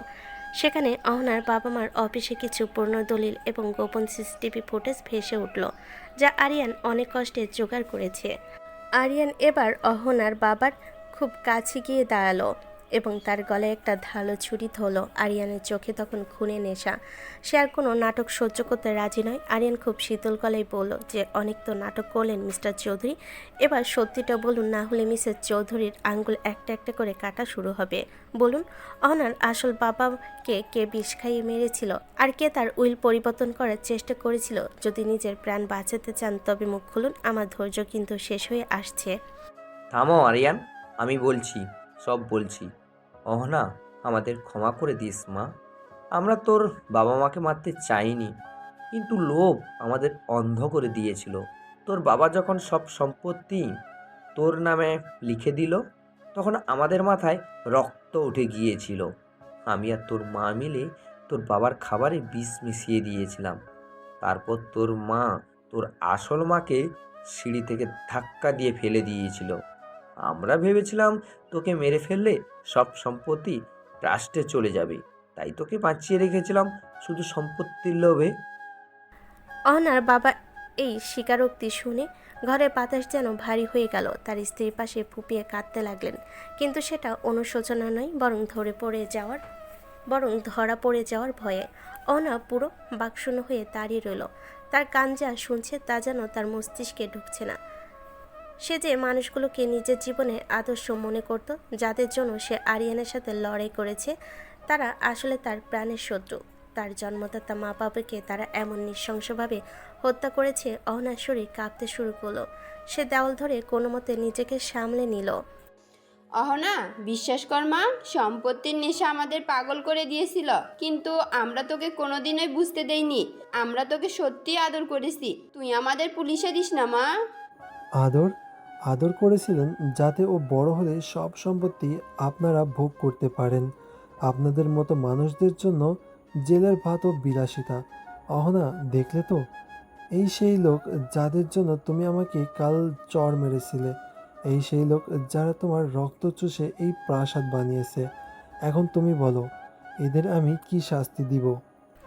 অহনা কোনো উত্তর দিতে পারল না। সে শুধু শূন্য দৃষ্টিতে তাদের দিকে তাকিয়ে রইল। তার মনে হচ্ছিল তার পায়ের তলায় মাটি নেই, তার মাথার উপরে আকাশ নেই। সে আজ পুরোপুরি অনাথ হয়ে গেল। আরিয়ান ধীর পায়ে অহনার কাছে গিয়ে তার কাঁধে হাত রাখলো। অহনা এক ঝটকে আরিয়ানের বুকে মাথা রেখে ডুকরে কেঁদে উঠল। তার সব রাগ ঘৃণা কেবল এক নিজের ভাগ্যের ওপর। সে বুঝতে পারল আরিয়ান কেন রিক্সাওয়ালা সেজে তাকে পাহারা দিচ্ছিল। আরিয়ানের প্রতি তার মনের ভুল ধারণাগুলো এক নিমিষে ভেঙে চুরমার হয়ে গেল। অহনা আজ বাকরুদ্ধ। তার ভাষা নেই, শুধু হৃদয়ে এক গভীর ক্ষত, যা হয়তো কোনোদিন সুখ হবে না। আরিয়ান তার বডিগার্ডদের ইশারা দিল তাদের নিয়ে যেতে। গুদাম ঘরটা আবার অন্ধকারে ডুবে গেল। অহনা আরিয়ানের হাত শক্ত করে ধরে সেখান থেকে বেরিয়ে এলো। সে জানতো তার জীবন আর আগের মতো থাকবে না। মাফিয়া কিং আরিয়ানের পাশে সে এখন কেবল এক বন্দী স্ত্রী নয়, বরং তার জীবনের এক নতুন যুদ্ধের সঙ্গী। আস্তানা থেকে বেরিয়ে আসার পর অহনার পা দুটো যেন মাটির সঙ্গে গেঁথে যাচ্ছিল। চারপাশে অন্ধকার। রাতটা তাকে আজ গ্রাস করতে আসছে বলে মনে হচ্ছে। এত বছর ধরে সে যাদের জন্য প্রার্থনা করেছে, যাদের ভালোবাসা পাওয়ার জন্য ব্যাকুল ছিল, তার আসলে খুনি। এই সত্যটা হজম করার শক্তি তার নেই। গাড়িতে বসা অবস্থায় অহনা জানালার বাইরে শূন্য দৃষ্টিতে তাকিয়ে রইল। তার চোখ দিয়ে অনবরত জল গড়িয়ে পড়ছে, কিন্তু মুখে কোনো শব্দ নেই। আরিয়ান ড্রাইভ করতে করতে আর চোখে একবার অহনাকে দেখল। সে জানে অহনার উপর দিয়ে এখন কত বড় ঝড় বয়ে যাচ্ছে, কিন্তু এখনও একটা বড় সত্য বাকি আছে যা অহনাকে জানালে সে নিজেকে চিরতরে সুরক্ষিত করতে পারবে। আরিয়ান গাড়িটা এক নির্জন লেকের পাড়ে থামালো। অহনা, আমি জানি তুমি এখন পৃথিবীর সবচেয়ে বড় যন্ত্রণার মধ্যে দিয়ে যাচ্ছ, কিন্তু তোমাকে শক্ত হতে হবে। মিস্টার চৌধুরী আর মিসেস চৌধুরীর পাপের পাল্লা এতটাই ভারী যে তুমি যা জানলে তা কেবল অর্ধেক। তুমি কি ভেবেছিলে তোমাকে কেবল ওই গুদাম ঘরে আটকে রাখা হয়েছিল? না অহনা, তাদের পরিকল্পনা আরো গভীরে ছিল। আর কি বাকি আছে আরিয়ান? কি বাকি আছে? আমার জীবন তো অলরেডি ছারখার হয়ে গেছে। আমার জন্মদাতা বাবা মাকে হারিয়েছি। যাদের মা বাবা বলে ডাকতাম তারা খুনি। এর চেয়ে বড় আর কি সত্য হতে পারে? আমাকে এখন নিঃশেষ হতে দিন। আমার আর কিচ্ছু শোনার ক্ষমতা নেই, কিচ্ছু না। তোমাকে জানতেই হবে অহনা, কারণ তুমি যাদের ভাবছো তোমাকে ব্ল্যাকমেইল করেছিল, সেই লোকগুলো আসলে বাইরে কেউ ছিল না। তোমাকে এতদিন ধরে যে ব্ল্যাকমেইলাররা মানসিক অত্যাচার করেছে, তারা ছিল তোমার এই তথাকথিত মা বাবার ভাড়াটে লোক। তোমার মনে আছে মাঝে মাঝেই তোমার ফোনে অচেনা নাম্বার থেকে হুমকি আসতো, তোমাকে রাস্তার মাঝখানে কেউ তাড়া করতো। তুমি ভাবছিলে কেউ তোমাকে কিডন্যাপ করতে চাইছে, কিন্তু আসলে তারা তোমার শারীরিকভাবে মারতে চায়নি। তারা চেয়েছিল তোমার মানসিক ভারসাম্যহীন বা পাগল বানিয়ে দিতে। আরিয়ানের এই কথাগুলো শুনে অহনা একদম পাথরের মতো জমে গেল। তার মনে পড়ে গেল সেই বিভীষিকাময় দিনগুলোর কথা, যখন সে আতঙ্কে রাতে ঘুমাতে পারত না। সে যখনই তার তথাকথিত মা বাবাকে এ ভয়ের কথা বলতো, তারা তাকে সান্ত্বনা দেওয়ার নাটক করত এবং এমনভাবে কথা বলতো যেন অহনার মাথায় কোনো সমস্যা আছে। অহনা এখন বুঝতে পারছে তারা কেন তাকে বারবার ডাক্তারের কাছে নিয়ে যেতে চেয়েছিল। তারা কেন এটা করছিল জানো? তোমার বয়স এখনও 18 পার হয়ে গিয়েছে। উইলের শর্ত অনুযায়ী এখন সব সম্পত্তি তোমার হাতে চলে আসার কথা। তুমি যদি মানসিকভাবে সুস্থ থাকো তবে তুমি সম্পত্তির মালিক হবে, কিন্তু তুমি যদি একবার পাগল সাব্যস্ত হও তবে তোমার অভিভাবক হিসাবে মিস্টার চৌধুরী সারা জীবনের জন্য ওই 1000 কোটি টাকার মালিক হয়ে যাবে। তাই তারা তোমাকে তিলে তিলে শেষ করার চেষ্টা করছিল। যখন দেখলো পাগল বানাতে দেরি হচ্ছে, তখন তারা তোমাকে সরাসরি দুনিয়া থেকে সরিয়ে দেওয়ার পরিকল্পনা করলো। কারণ এখন তুমি মারা গেলেও তোমার সম্পত্তির ভাগীদার হিসাবে তারা আইনি ফন্দি ফকির আগে থেকেই ঠিক করে রেখেছিল। তোমার ওপর বারবার হামলাগুলো বাইরের কোনো মাফিয়া করেছিল মিস্টার চৌধুরী। অহনা এবার একদম নিঃশেষ পর্যায়ে পৌঁছে গেল। তার শরীর কাঁপতে কাঁপতে এক পর্যায়ে সে গাড়ির সিটে এলিয়ে পড়ল। তার মনে হচ্ছে সে কোনো এক গভীর চোরাবালিতে তলিয়ে যাচ্ছে। এতদিন সে যাদের নিজের ছায়া ভেবেছে তারা আসল তাকে পাগল বানিয়ে সম্পত্তি লিখে নেওয়ার জন্য ওত পেতেছিল। অহনার কাছে এখন জীবনটা একটা অর্থহীন মরীচিকা মনে হচ্ছে। সে নিজের দুহাতে মুখ ঢেকে হু হু করে কেঁদে উঠল। এই কান্নায় আরিয়ানের প্রতি কোনো রাগ নেই, বরং আছে নিজের ভাগ্যের প্রতি চরম ধিক্কার। আমি তাহলে কার কাছে যাব আরিয়ান? আমার আপন বলতে তবে কি এই পৃথিবীতে আর কেউ নেই? যারা আমাকে জন্ম দিল তারা কবরে, আর যারা লালন পালন করলো তারা আর খুনি। আমি কার জন্য বেঁচে থাকবো? আমাকে কেন বাঁচিয়ে রাখলেন আপনি? ওই অ্যাক্সিডেন্টে কেন আমার মৃত্যু হলো না? তুমি বেঁচে থাকবে নিজের জন্য, তোমার আসল বাবা মায়ের অপমানের প্রতিশোধ নেওয়ার জন্য। আমি যখন রিক্সাওয়ালা সেজে তোমার পাশে ঘুরতাম তখন আমি কেবল তোমাকে রক্ষা করে নিই। আমি তোমার প্রতিটা কষ্টের হিসাব রেখেছিলাম।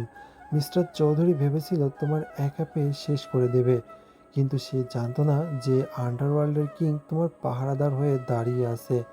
এখন তুমি একা নাও অহনা, তোমার সাথে আরিয়ান খন্দকার আছে। আরিয়ান অহনাকে সজোরে বুকের সাথে জড়িয়ে ধরল। অহনা এবার আর নিজেকে সরিয়ে নিল না। এই বিশাল শূন্যতায় আরিয়ানের এখন তার একমাত্র আশ্রয়। অহনা বুঝতে পারল রিকশাওয়ালা সেই মলিন ফতোয়ার আড়ালে এই মানুষটা তাকে যেভাবে আগলে রেখেছে তা পৃথিবীর কোনো তথাকথিত আপনজনও করেনি। আরিয়ানের বুকে ধরফরানি অহনার কানে বাজছে। সে বুঝতে পারছে এই কঠিন মানুষটার মনও তার জন্য একটা নরম কোণ আছে। রাত শেষ হতে আর বেশি দেরি নেই, কিন্তু অহনার জীবনে দীর্ঘ অন্ধকারের অবসান আজ এই সত্যিটা জানার মাধ্যমেই শুরু হলো। চৌধুরী দম্পতির শেষ সময় ঘনিয়ে এসেছে, আর আরিয়ান খন্দকার সেই বিচার করার জন্য পুরোপুরি তৈরি। লেকের পাড়ে গাড়িটা দাঁড়িয়ে আছে, চারপাশটা একদম নিঝুম। অহনা বেশ কিছুক্ষণ ধরে চুপচাপ বসে আছে। তার চোখের জল এখন শুকিয়ে গেছে, কিন্তু দৃষ্টিটা একদম শূন্য। সে যেন এক জ্যান্ত লাশ হয়ে বসে আছে গাড়ির সিটে। তার মাথার ভেতর আরিয়ানের বলা কথাগুলো হাতুড়ির মতো পিটছে। এতদিন ধরে সে এক মিথ্যা মায়াজালে বন্দী ছিল। হুট করে অহনা একদম শান্ত হয়ে গেল। সেই শান্ত ভাবটা কান্নার চেয়েও বেশি ভয়ঙ্কর। সে ধীরে ধীরে আরিয়ানের দিকে মুখ ফেরালো। তার গলার স্বর এখন একদম নিচু আর স্থির। আরিয়ান, আমার একটা প্রশ্নের উত্তর দিবে? এই যে তুমি বললে ওরা আমাকে পাগল বানিয়ে দেওয়ার চেষ্টা করতো, আমার ওপর বারবার হামলা করাতো, তাহলে সেই আক্রমণের হাত থেকে বারবার আমাকে কে বাঁচাতো? যখনই আমি বিপদে পড়তাম কোনো না কোনোভাবে কেউ একজন এসে আমাকে আড়াল করতো। কে ছিল সে? আরিয়ান এবার মাথা নিচু করলো। সে যেন এই প্রশ্নটার জন্যই অপেক্ষা করছিল। সে একটা দীর্ঘশ্বাস ফেলল, যা তার বুকের ভেতর জমে থাকা দীর্ঘদিনের কষ্টের বহিঃপ্রকাশ। আরিয়ান জানালার বাইরে রাতের অন্ধকারের দিকে তাকিয়ে রইল কিছুক্ষণ। তারপর খুব শান্ত গলায় সত্যটা স্বীকার করল। তোমাকে আমি বাঁচাতাম অহনা, রিক্সাওয়ালা সেজে হোক কিংবা অন্ধকার ছায়া হয়ে হোক, তোমার উপর একটা আঁচড়ও লাগতে দিইনি আমি। প্রতিবার যখন চৌধুরীর ভাড়াটে গুন্ডারা তোমাকে ঘিরে ধরতো আমি আড়াল থেকে তাদের শেষ করে দিতাম। তুমি হয়তো ভেবেছো এটা কাকতালীয়, কিন্তু ওটা ছিল আমার পাহারা। কিন্তু কেন? তুমি আমাকে ফলো করতে কেন? আমার মতো একটা সাধারণ মেয়ের পেছনে আন্ডারওয়ার্ল্ডের মাফিয়া কিং কেন? কি ছিল আরিয়ান? নাকি তুমিও এই সম্পত্তির লোভে আমার পেছনে ঘুরতে? আরিয়ান এবার তপ্ত দৃষ্টিতে অহনার দিকে তাকালো। তার চোখে একরাশ অভিমান আর বছর পর বছর ধরে পুষে রাখা যন্ত্রণা। সে অহনার হাতটা নিজের হাতের মুঠোয় নিল। স্বার্থ, সম্পত্তির লোভ। অহনা, তুমি কি জানো আমি কে? আমি তোমার শত্রু নই, আমি তোমার আপন খালাতো ভাই আরিয়ান খন্দকার। সম্পর্কে আমি তোমার বড় ভাই হই। আরিয়ানের মুখে এই কথাটি শোনার পর অহনার পায়ের তলা থেকে যেন শেষবারের মতো মাটি সরে গেল। তার সারা শরীর অবশ হয়ে গেল। সে অস্পষ্ট স্বরে বলল যে, তুমি আমার খালাতো ভাই। আরিয়ান এবার তার গলার স্বর আরও করুণ করে নিজের পরিবারের ধ্বংস হওয়া কাহিনী বলতে শুরু করলো। শোনো তবে আসল সত্যটা। 20 বছর আগে যখন মিস্টার চৌধুরী তোমার মা বাবাকে অর্থাৎ আমার আপন খালামণি আর খালুজানকে নির্মমভাবে হত্যা করলো, তখন আমার মা অর্থাৎ তোমার খালা সেটা মেনে নিতে পারেনি। মা প্রতিনিয়ত কান্নাকাটি করতো তোমাকে ফিরে পাওয়ার জন্য। মা বলতো, বোন গেছে যাক, বোনের শেষ চিহ্ন অহনা আমার কাছে পেতে চাই। চৌধুরী তোমাকে ছাড়তে রাজি ছিল না। তখন আমার আব্বু চৌধুরীর বিরুদ্ধে আইনি লড়াইয়ের হুমকি দেয়। আব্বু বলেছিল সে পুলিশ আর কোর্টের মাধ্যমে তোমাকে উদ্ধার করে আনবে। আরিয়ান বলতে বলতে থেমে গেল। তার চোখ ভিজে উঠেছে। একজন মাফিয়া কিংয়ের চোখে জল দেখা যায় না, কিন্তু আজ সে কেবল এক অসহায় সন্তান। সে আবার বলতে শুরু করলো, যখন ওই চৌধুরী দেখলো আমার বাবা তাকে ধ্বংস করে দেবে, তখন সে উল্টো চাল চাললো। সে তার কালো টাকা আর ক্ষমতা ব্যবহার করে আমার বাবার পেছনে লাগে। আমার বাবাকে মিথ্যা চুরি আর বেইমানি অপবাদে ফাঁসি দেয়। পুলিশ আমার বাবাকে জেলে পাঠায়। লোকলজ্জা আর অপমানে আমার বাবা জেলের ভেতরেই ধুকে ধুকে মারা যায়। আমি নিঃস্ব হয়ে পথে বসেছিলাম অহনা। ছোটবেলায় আমি দেখেছি আমার মা তোমাকে ফিরে পাওয়ার জন্য আর বাবার বিচার পাওয়ার জন্য মানুষের দুয়ারে দুয়ারে ঘুরেছেন। সেদিনেই আমি প্রতিজ্ঞা করেছিলাম আমি বড় হয়ে এই চৌধুরীকে ধ্বংস করব। আমি এই অন্ধকার জগতে পা দিয়েছি কেবল শক্তি অর্জনের জন্য, যাতে একদিন তোমাকে ওই নরক থেকে বের করে আনতে পারি। তার মানে তুমি আমাকে ছোটবেলা থেকেই চিনতে। তুমি আমার জন্য এত বড় ঝুঁকি নিয়েছো। আমার বাবা মায়ের খুনের বদলা নিতে গিয়ে তুমি নিজের জীবনটা মাফিয়াদের জগতে বিলিয়ে দিলে। হ্যাঁ অহনা, মা মরার আগে শুধু তোমার কথা বলে গেছেন। আমি রিক্সাওয়ালা সেজেছিলাম যাতে তোমার খুব কাছে থাকতে পারি, যাতে তুমি বুঝতে না পারো আমি তোমার কে। আমি চাইনি আমার এই অন্ধকার পরিচয় তোমার উপর কোনো প্রভাব ফেলুক। কিন্তু চৌধুরী যখন তোমাকে সরাসরি মেরে ফেলার পরিকল্পনা করলো, তখন আমি বাধ্য হলাম তোমাকে জোর করে বিয়ে করে আমার এই প্রাসাদে নিয়ে আসতে, কারণ এছাড়া তোমাকে বাঁচানোর আর কোনো পথ ছিল না। অহনা এবার আর নিজেকে সামলাতে পারল না। সে হাওমা করে কেঁদে উঠল। সে এতদিন আরিয়ানকে কত গালি দিয়েছে, তাকে নিয়ে বলেছে, তাকে ছোটলোক রিক্সাওয়ালা বলেছে, অথচ এই মানুষটাই তার একমাত্র আপনজন, যে নিজের পুরো পরিবার হারিয়েও অহনাকে আগলে রেখেছে। অহনা এবার আরিয়ানের বুকের ওপর আশ্রে পড়ল। তার কান্নায় আজ কোনো ঘৃণা নেই, আছে এক বুক কৃতজ্ঞতা আর নিজের ভুলের প্রায়শ্চিত্ত। আমাকে ক্ষমা করে দাও ভাইয়া। আমি কত বড় অপরাধ করেছি তোমাকে চিনতে না পেরে। আমি ওই খুনিদের নিজের মা বাবা ভেবে তোমাকে কত কথা শুনিয়েছি। আমি এখন কোথায় যাব? আমার যে আর কেউ নেই। কাঁদবে না অহনা। আরিয়ান খন্দকার বেঁচে থাকতে তোমার চোখের জল কেউ দেখতে পাবে না। অনেক সহ্য করেছি আমরা, এবার হিসাব চোকানোর পালা।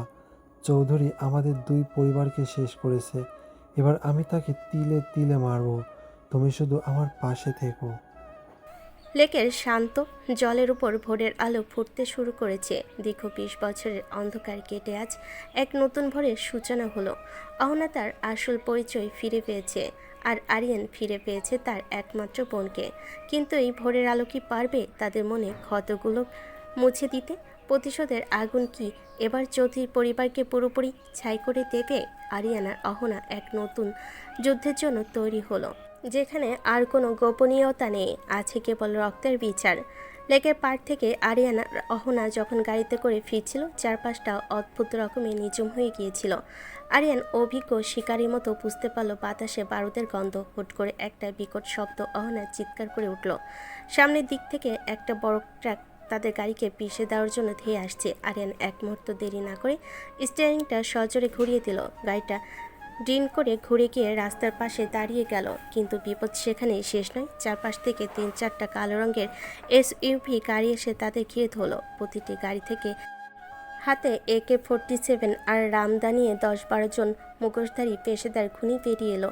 এটা চৌধুরী সাহেবের শেষ ব্যাকআপ প্ল্যান। আরিয়ানকে সরিয়ে অহনাকে তুলে নেওয়ার শেষ চেষ্টা। আরিয়ান খুব শান্তভাবে বেল্ট খুলে নিজের ঘাড়টা একবার মটকালো, তারপর হাতের আস্তিন গুটিয়ে একটা কুরুর হাসি দিল। তার দাঁড়ানোর ভঙ্গি আর চোখের তেজ দেখে খুনিদের এক দলটা এক মুহূর্তের জন্য থেমে গেল। আরিয়ান, ওরা আমাদের ঘিরে ফেলেছে। এখন কি হবে? ওরা তো আমাদের মেরে ফেলবে। তুমি একদম সিট থেকে নামবে না অহনা। নিচে মাথা নিচু করে থাকো। আজ অনেক দিন পর শিকারী নিজের ডেরা ছেড়ে ময়দানে নামছে। তোমার এই ভাইয়াটা যে কোন আন্ডারওয়ার্ল্ডের কিং সেটা আজ নিজের চোখে দেখো। আরিয়ান গাড়ির দরজায় লাথি মেরে খুলে বাইরে বেরিয়ে এলো। প্রথমে খুনিটা রামদা নিয়ে আরিয়ানের দিকে ঝাঁপিয়ে পড়তে আরিয়ান 1 ইঞ্চিও নড়ল না। রামদাটা যখন তার মাথার কাছে, ঠিক তখনই সে লোকটার কবজি ধরে একটা হ্যাঁচকা টান দিয়ে হাতটা ভেঙে দিল। পরের মুহূর্তেই তার হাঁটু দিয়ে লোকটার বুকে এক ভয়াবহ কিক মারল। লোকটা 10 ফিট দূরে গিয়ে ছিটকে পড়ল। এবার একসাথে 5-6 জন আরিয়ানের উপর চড়াও হতে আরিয়ান একদম তামিল ছবির হিরোর মতো লাফ দিয়ে এক খুনিকে শূন্যে থাকাকালীন লাথি মারল। একজনের হাত থেকে রড কেড়ে নিয়ে সে যেন কালভৈরব হয়ে উঠল। প্রতিটি আঘাতের শব্দে হাড় ভাঙার মটমট আওয়াজ পাওয়া যাচ্ছিল। আরিয়ানের মুভমেন্ট এত দ্রুত যে খুনিরা তাকে ধরার আগেই মাটিতে লুটিয়ে পড়ছে। অহনা গাড়ির কাচের আড়াল থেকে বিস্ময়ে তাকিয়ে দেখছে এক রিকশাওয়ালার ভেতরে এমন দানবীয় শক্তি লুকিয়েছিল। আরিয়ান একজনের কলার ধরে শূন্যে তুলে আছাড় মেরে চিৎকার করে উঠল। শোন, তোদের মালিককে গিয়ে বলিস আরিয়ান খন্দকারকে মারার জন্য ট্রাক পাঠালে হবে না, আজ তো পাহাড় পাঠাতে হবে। কিন্তু তার আগে তোদের এই পাপী হাতগুলো আমি উপড়ে ফেলবো। খুনিদের সর্দার এবার পিস্তল বের করে আরিয়ানের বুক লক্ষ্য করে গুলি চালাতে আরিয়ান এক অবিশ্বাস্য রিফ্লেক্স পাশের একটা ল্যাম্পপোস্টের আড়ালে স্লাইড করে সরে গেল। গুলিটা মিস হতেই আরিয়ান কোমর থেকে তার বিশেষ ছুরিটা বের করে ঝড়ে বেগে এগিয়ে গিয়ে সর্দারের হাতের কবজি লক্ষ্য করে ছুরি মারল। পিস্তলটা ছিটকে দূরে পড়ে গেল। আরিয়ান গিয়ে সর্দারের কলার ধরল এবং পরপর কয়েকটা ঘুষি মেরে তার মুখ রক্তাক্ত করে দিল। বাকিরা যখন দেখলো তাদের সর্দারের এই অবস্থা, তার ভয়ে পিছু হটতে শুরু করলো। আরিয়ান তখন একজনের বাইক থেকে একটা চেন খুলে নিয়ে ঘোরাতে শুরু করলো এবং চেনের আঘাতে একের পর এক খুনি ধরাশয়ী হতে লাগলো। পুরো রাস্তাটা এখন এক ধ্বংস স্তূপে পরিণত হয়েছে। 10 মিনিটের মধ্যে 30 জন খুনি মাটিতে কাতরাচ্ছে। আরিয়ান বুক ভরে একটা দীর্ঘশ্বাস নিয়ে রুমাল দিয়ে হাতের রক্ত মুছতে মুছতে হাসলো এবং ধীর পায়ে গাড়ির কাছে গিয়ে দরজা খুলল। ভয় পেয়েছো? চৌধুরী ভেবেছিল তার এই সিচকে গুন্ডারা আমাকে আটকে ফেলবে। সে জানে না বাঘ যখন শান্ত থাকে তখন সে ঘুমায় না, সে কেবল তার থাবায় শান দেয়। চলো অহনা, এখন আমাদের সোজা যেতে হবে চৌধুরীর সেই গোপন আস্তানায়। আজ আমাদের পারিবারিক হিসাবটা আমি শেষ করবই। আরিয়ান গাড়ি স্টার্ট দিল। ভাঙাচোরা রাস্তা দিয়ে গাড়িটা দ্রুত গতিতে এগিয়ে চলল। আরিয়ান এখন আর সেই রিক্সাওয়ালা নয়, এখন সে আস্ত এক ধ্বংসকারী রূপ নিয়েছে। তার প্রতিটি নিঃশ্বাসে এখন প্রতিশোধের আগুন। অহনাও বুঝতে পারল তার পাশে দাঁড়িয়ে থাকা এই মানুষটা কেবল তার ভাই নয়, সে তার জীবনের সেই রক্ষাকর্তা যাকে স্বয়ং বিধাতা পাঠিয়েছেন। আরিয়ানের চোখে এখন এক চূড়ান্ত লক্ষ্য, চৌধুরী সাহেবের বিনাশ। আজকে সূর্য ডোবার আগে চৌধুরী সাম্রাজ্যের পতন ঘটবে, এটা এখন কেবল সময়ের ব্যাপার। হামলার রেশ কাটতে না কাটতেই অহনা গাড়ির এক কোণে গুটিসুটি মেরে বসে কাঁপছিল। তার চোখে মুখে মৃত্যু ভয় স্পষ্ট। আরিয়ান গাড়িটা দ্রুত গতিতে মেন রোডের দিকে নামিয়ে যাচ্ছিল। তার চল শক্ত হয়ে আছে। সে বুঝতে পারল অহনা কতটা আতঙ্কিত হয়ে পড়েছে। আরিয়ান এক হাত দিয়ে স্টিয়ারিং ধরে অন্য হাতে অহনার হাতটা শক্ত করে চেপে ধরল। সে জানত এখন আর লুকানোর কিছু নেই, সত্য এখন ঘরের ভেতর থেকে বেরিয়ে এসেছে। আরিয়ান, ওরা কারা ছিল? কেন আমাদের এভাবে মারতে চাইলো? আমার তো মনে হচ্ছে আমরা কেউ আজ প্রাণ নিয়ে ফিরতে পারবো না। প্লিজ কোথাও লুকিয়ে পড়ো। লুকানোর সময় শেষ অহনা। এই অ্যাটাকগুলো চৌধুরী ছেলে জহির করাচ্ছে। সে শুরু থেকেই তোমার ওপর হামলাগুলো করিয়ে আসছিল। সে জানে আমি তার মা বাবাকে আটকে রেখেছি এবং আমি তাদের ধ্বংস করব। তাই সে এখন মারিয়া হয়ে উঠেছে তোমাকে তুলে নিয়ে গিয়ে আমাকে ব্ল্যাকমেইল করার জন্য। কিন্তু জহির জানে না সে কার লেজে পা দিয়েছে। আজ তার সব গুন্ডামির শেষ আমি নিজে হাতে করব। আরিয়ান গাড়িটা একটা পরিত্যক্ত কারখানার সামনে এনে ব্রেক কষল। সে বুঝতে পেরেছে জুই এখানে ওত পেতে আছে। আরিয়ান গাড়ি থেকে নামার আগে ড্যাশবোর্ড থেকে তার বিশেষ রিভলভারটা বের করে নিল। সে অহনাকে গাড়ির ভিতরে লক করে দিয়ে একা কারখানার ভিতর লোহার গেটের দিকে এগিয়ে গেল। কারখানার ভেতর থেকে জহিরের অট্টহাসি শোনা যাচ্ছিল। জহির তার শখানেক সহস্র গুন্ডা নিয়ে ভেতরে দাঁড়িয়ে আছে। আরিয়ান ভেতরে ঢুকে চারপাশ থেকে সার্চ লাইটের তীব্র আলো তার উপর পড়ল। জহির উন্মাদের মতো হাসতে হাসতে সামনে বারান্দায় এসে দাঁড়ালো। স্বাগতম আরিয়ান খন্দকার। ভাবলেই রিক্সাওয়ালার ভেষ ধরলে আমি তোকে চিনব না। আমার মা বাবাকে কোথায় রেখেছিস বল, নাহলে আজ তোকে কিমায় পরিণত করব। ওই অহনাকেও আমি ছাড়ব না।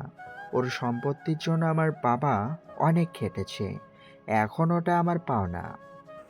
জহির, তোদের পুরো বংশটাই বেইমান আর খুনি। তোর মা বাবা 20 বছর আগে আমার পরিবারকে শেষ করেছে, আর তুই এখন অহনার জীবন নিয়ে খেলছিস।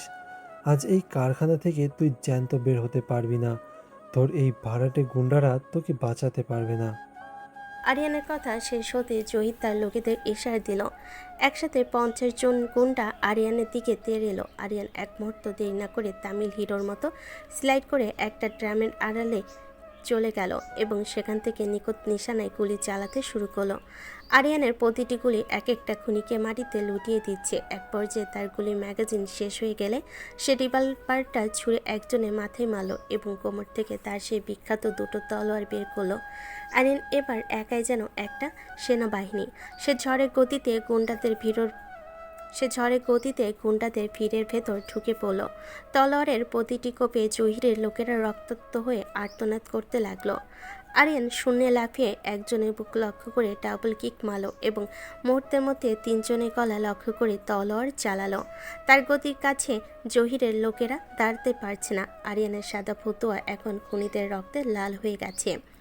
কারখানার মেঝেতে এখন লাশের স্তূপ। জহির যখন দেখলো তার সব লোকেরা শেষ হয়ে যাচ্ছে, সে তখন ভয় পেয়ে পেছন দিয়ে পালানোর চেষ্টা করলো। পালিয়ে কোথায় যাবি জহির? তোর পাপের ঘর পূর্ণ হয়ে গেছে। আজ আরিয়ান খন্দকার কোনো ক্ষমা করবে না। আরিয়ান একটা লোহার শিক তুলে নিয়ে জহিরের পা লক্ষ্য করে ছুঁড়ে মারল। শিকটা গিয়ে জহিরের পায়ের মাংসে বিঁধে গেল এবং সে যন্ত্রণায় চিৎকার করে মাটিতে পড়ে গেল। আরিয়ান ধীর পায়ে জহিরের কাছে গিয়ে তার চুলের মুঠি ধরে তাকে টেনে হিঁচড়ে কারখানার মাঝখানে নিয়ে এলো। জহির তখন প্রাণ ভিক্ষা চাচ্ছিল, কিন্তু আরিয়ানের চোখে তখন কেবল 20 বছরের জমানো প্রতিশোধের আগুন। আরিয়ান জহিরের হাত দুটো লোহার চেন দিয়ে বেঁধে তাকে ছাদ থেকে ঝুলিয়ে দিল। তারপর সে এক একে জহিরের প্রতিটি গুন্ডাকে যারা জীবিত ছিল তাদের এমন শাস্তি দিল যে কারখানার দেওয়ালগুলো তাদের আর্তনাদে কাঁপতে লাগলো। আরিয়ান জানতো এদেরকে জ্যান্ত রাখা মানে সমাজের জন্য ক্যান্সার। সে এক একে সবাইকে খতম করে জহিরের সামনে গিয়ে দাঁড়ালো। তোর মা বাবার জন্য এই শাস্তি যথেষ্ট নয় জহির। তোদের পুরো পরিবারকে আমি তিলে তিলে শেষ করব।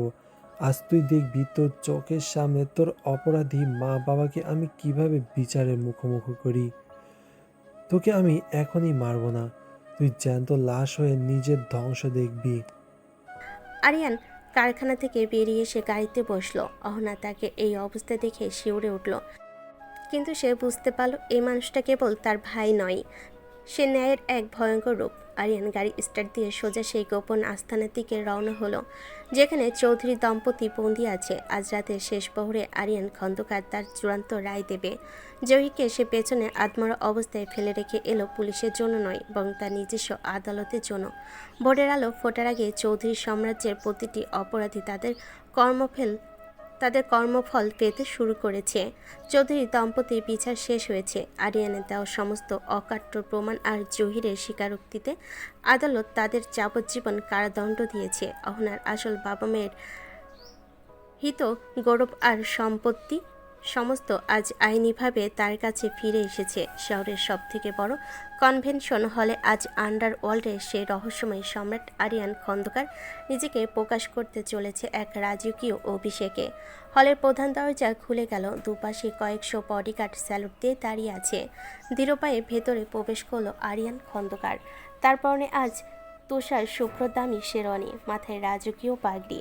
তার পাশে রাজকন্যার মতো সেজে হেঁটে আসছে অহনা। আরিয়ান স্টেজে উঠে মাইক্রোফোনের সামনে দাঁড়িয়ে অহনার হাতটা নিজের হাতের মুঠোয় নিল। আজ এই মঞ্চে দাঁড়িয়ে আমি কোনো মাফিয়া কিং হিসাবে কথা বলছি না। আজ আমি আপনাদের সামনে একজন বিজয়ী সন্তান হিসাবে দাঁড়িয়েছি। এই যে পাশে দাঁড়িয়ে থাকা মেয়েটি, সে কেবল আমার স্ত্রী নয়, সে আমার সেই হারানো বোন, যার জন্য আমি 20 বছর ধরে চোখের জল ফেলেছি। আমি রিক্সা চালিয়েছি, ছদ্মবেশ ধরেছি কেবল সত্যকে আড়াল থেকে পাহারা দেওয়ার জন্য। আমি কি কোনোদিন কল্পনা করতে পেরেছিলাম আরিয়ান, সেই যে মাঝরাতে রিক্সা নিয়ে আমার বাড়ির সামনে দাঁড়িয়ে থাকতে? মাঝে মাঝে তোমাকে আমি কত অপমান করেছি, তুমি কেন তখন আমাকে সত্যিটা বলনি? কেন একই সব কষ্ট সহ্য করেছো? কেন একাই সব কষ্ট সহ্য করেছো? কারণ তখন সময় হয়নি অহনা। সত্যের একটা নিজস্ব সময় থাকে। আমি যদি তখন তোমার সত্যিটা বলতাম তবে চৌধুরী তোমাকে বাঁচতে দিত না। আমি চেয়েছিলাম তুমি আগে শক্তিশালী হও। দেখো, আজ চৌধুরী গ্রুপের প্রতিটা ইটের মালিক তুমি। আজ থেকে আমি এই শহরের অন্ধকারের জগৎ পুরোপুরি ত্যাগ করলাম। এই রিভলভার আর তলোয়ার নয়, এখন থেকে আমি কেবল তোমার সুরক্ষায় থাকবো। আমি আজ বুঝতে পারছি কেন তুমি আমার প্রতিটা বিপদের ছায়ার মতো সাথে থাকতে। তুমি ছিলে বলেই আজ আমি মাথা উঁচু করে দাঁড়িয়ে আছি। কিন্তু আরিয়ান, এখন কি আমাদের এই রাজপ্রাসাদ আর কোটি কোটি টাকার সম্পত্তিতেই সব সুখ? একদম না অহনা। টাকা আর ক্ষমতা তো চৌধুরীও চেয়েছিল, কিন্তু আমাদের সুখ থাকবে মানুষের ভালোবাসায়। আমি আজ এই জনসভায় ঘোষণা করছি যে আমাদের সম্পত্তির বড় একটা অংশ দিয়ে একটি ফাউন্ডেশন করা হবে, যা অনাথ শিশুদের দেখাশোনা করবে। আমি চাই না আর কোনো অনাথ তার বাবা মাকে হারিয়ে এভাবে বড় হোক। আরিয়ানের এই ঘোষণায় পুরো হল করতালিতে ফেটে পড়ল। কয়েক মাস পর এক শান্ত বিকেলে আরিয়ান আর অহনা তাদের ডুপ্লেক্স বাড়ির বাগানে বসে সূর্যাস্ত দেখছিল। আরিয়ানের চোখের সেই ভয়ঙ্কর তেজ এখন প্রশান্তিতে পরিণত হয়েছে। অহনা আরিয়ানের কাঁধে মাথা রাখল। মাঝে মধ্যে আমার সেই পুরনো রিক্সাওয়ালার আরিয়ানকে খুব মনে পড়ে। মনে আছে একবার বৃষ্টির মধ্যে তুমি আমাকে রিক্সা করে বাড়িতে পৌঁছে দিয়েছিলে? সেদিন তোমার চোখ যে মায়া দেখেছিলাম, আজ এই রাজকীয় পোশাকেও তো সেই একই মায়া দেখছি। পোশাক বদলাতে পারে অহনা, কিন্তু মন বদলায় না। সেই রিক্সাওয়ালা আরিয়ান যেমন তোমার বাঘের হাত থেকেও বাঁচাতে পারত, আজকে এই আরিয়ান খন্দকারও তোমার জন্য নিজের প্রাণ দিতে দুইবার ভাববে না। আমরা আমাদের শৈশব হারিয়েছি, মা বাবাকে হারিয়েছি, কিন্তু আজ আমরা একে অপরকে পেয়েছি। এটাই আমাদের জীবনের সব থেকে বড় জয়। আমরা এখন থেকে সব দুঃখ ভুলে শুধু সুখে থাকবো তো? আমাদের জীবনে আর কোনো শত্রু আসবে না তো? আর কেউ আসবে না অহনা। পাপের ঘর পূর্ণ হলে ধ্বংস অনিবার্য, যা চৌধুরীর ক্ষেত্রে হয়েছে। এখন থেকে আমাদের দিন শুরু হবে শান্তির টুংটাং শব্দে। তুমি কি আমার সাথে আর একবার সেই পুরনো রিকশায় উঠবে? সারা জীবন তোমার রিক্সায় যাত্রী হয়ে থাকতেও আমার কোনো আপত্তি নেই আরিয়ান, কখনো হবে না। তুমি যেখানে নিয়ে যাবে আমি সেখানেই যাব। আরিয়ান পরম মমতায় অহনাকে জড়িয়ে ধরল। দিগন্তে লাল সূর্যটা ধীরে ধীরে ডুবে যাচ্ছে, আর সেই সাথে শেষ হয়ে গেল এক দীর্ঘ রক্তক্ষয়ী যুদ্ধের কাহিনী। রিকশাওয়ালা সেই ছোট্ট ঘণ্টিটা আজও তাদের ঘরের এক কোণে শোভা পায়, যা মনে করিয়ে দেয় যে সততা আর ভালোবাসার জয় সবসময় নিশ্চিত। আরিয়ান আর অহনা নতুন জীবনের এই যাত্রা কেবল সুখের আর শান্তির।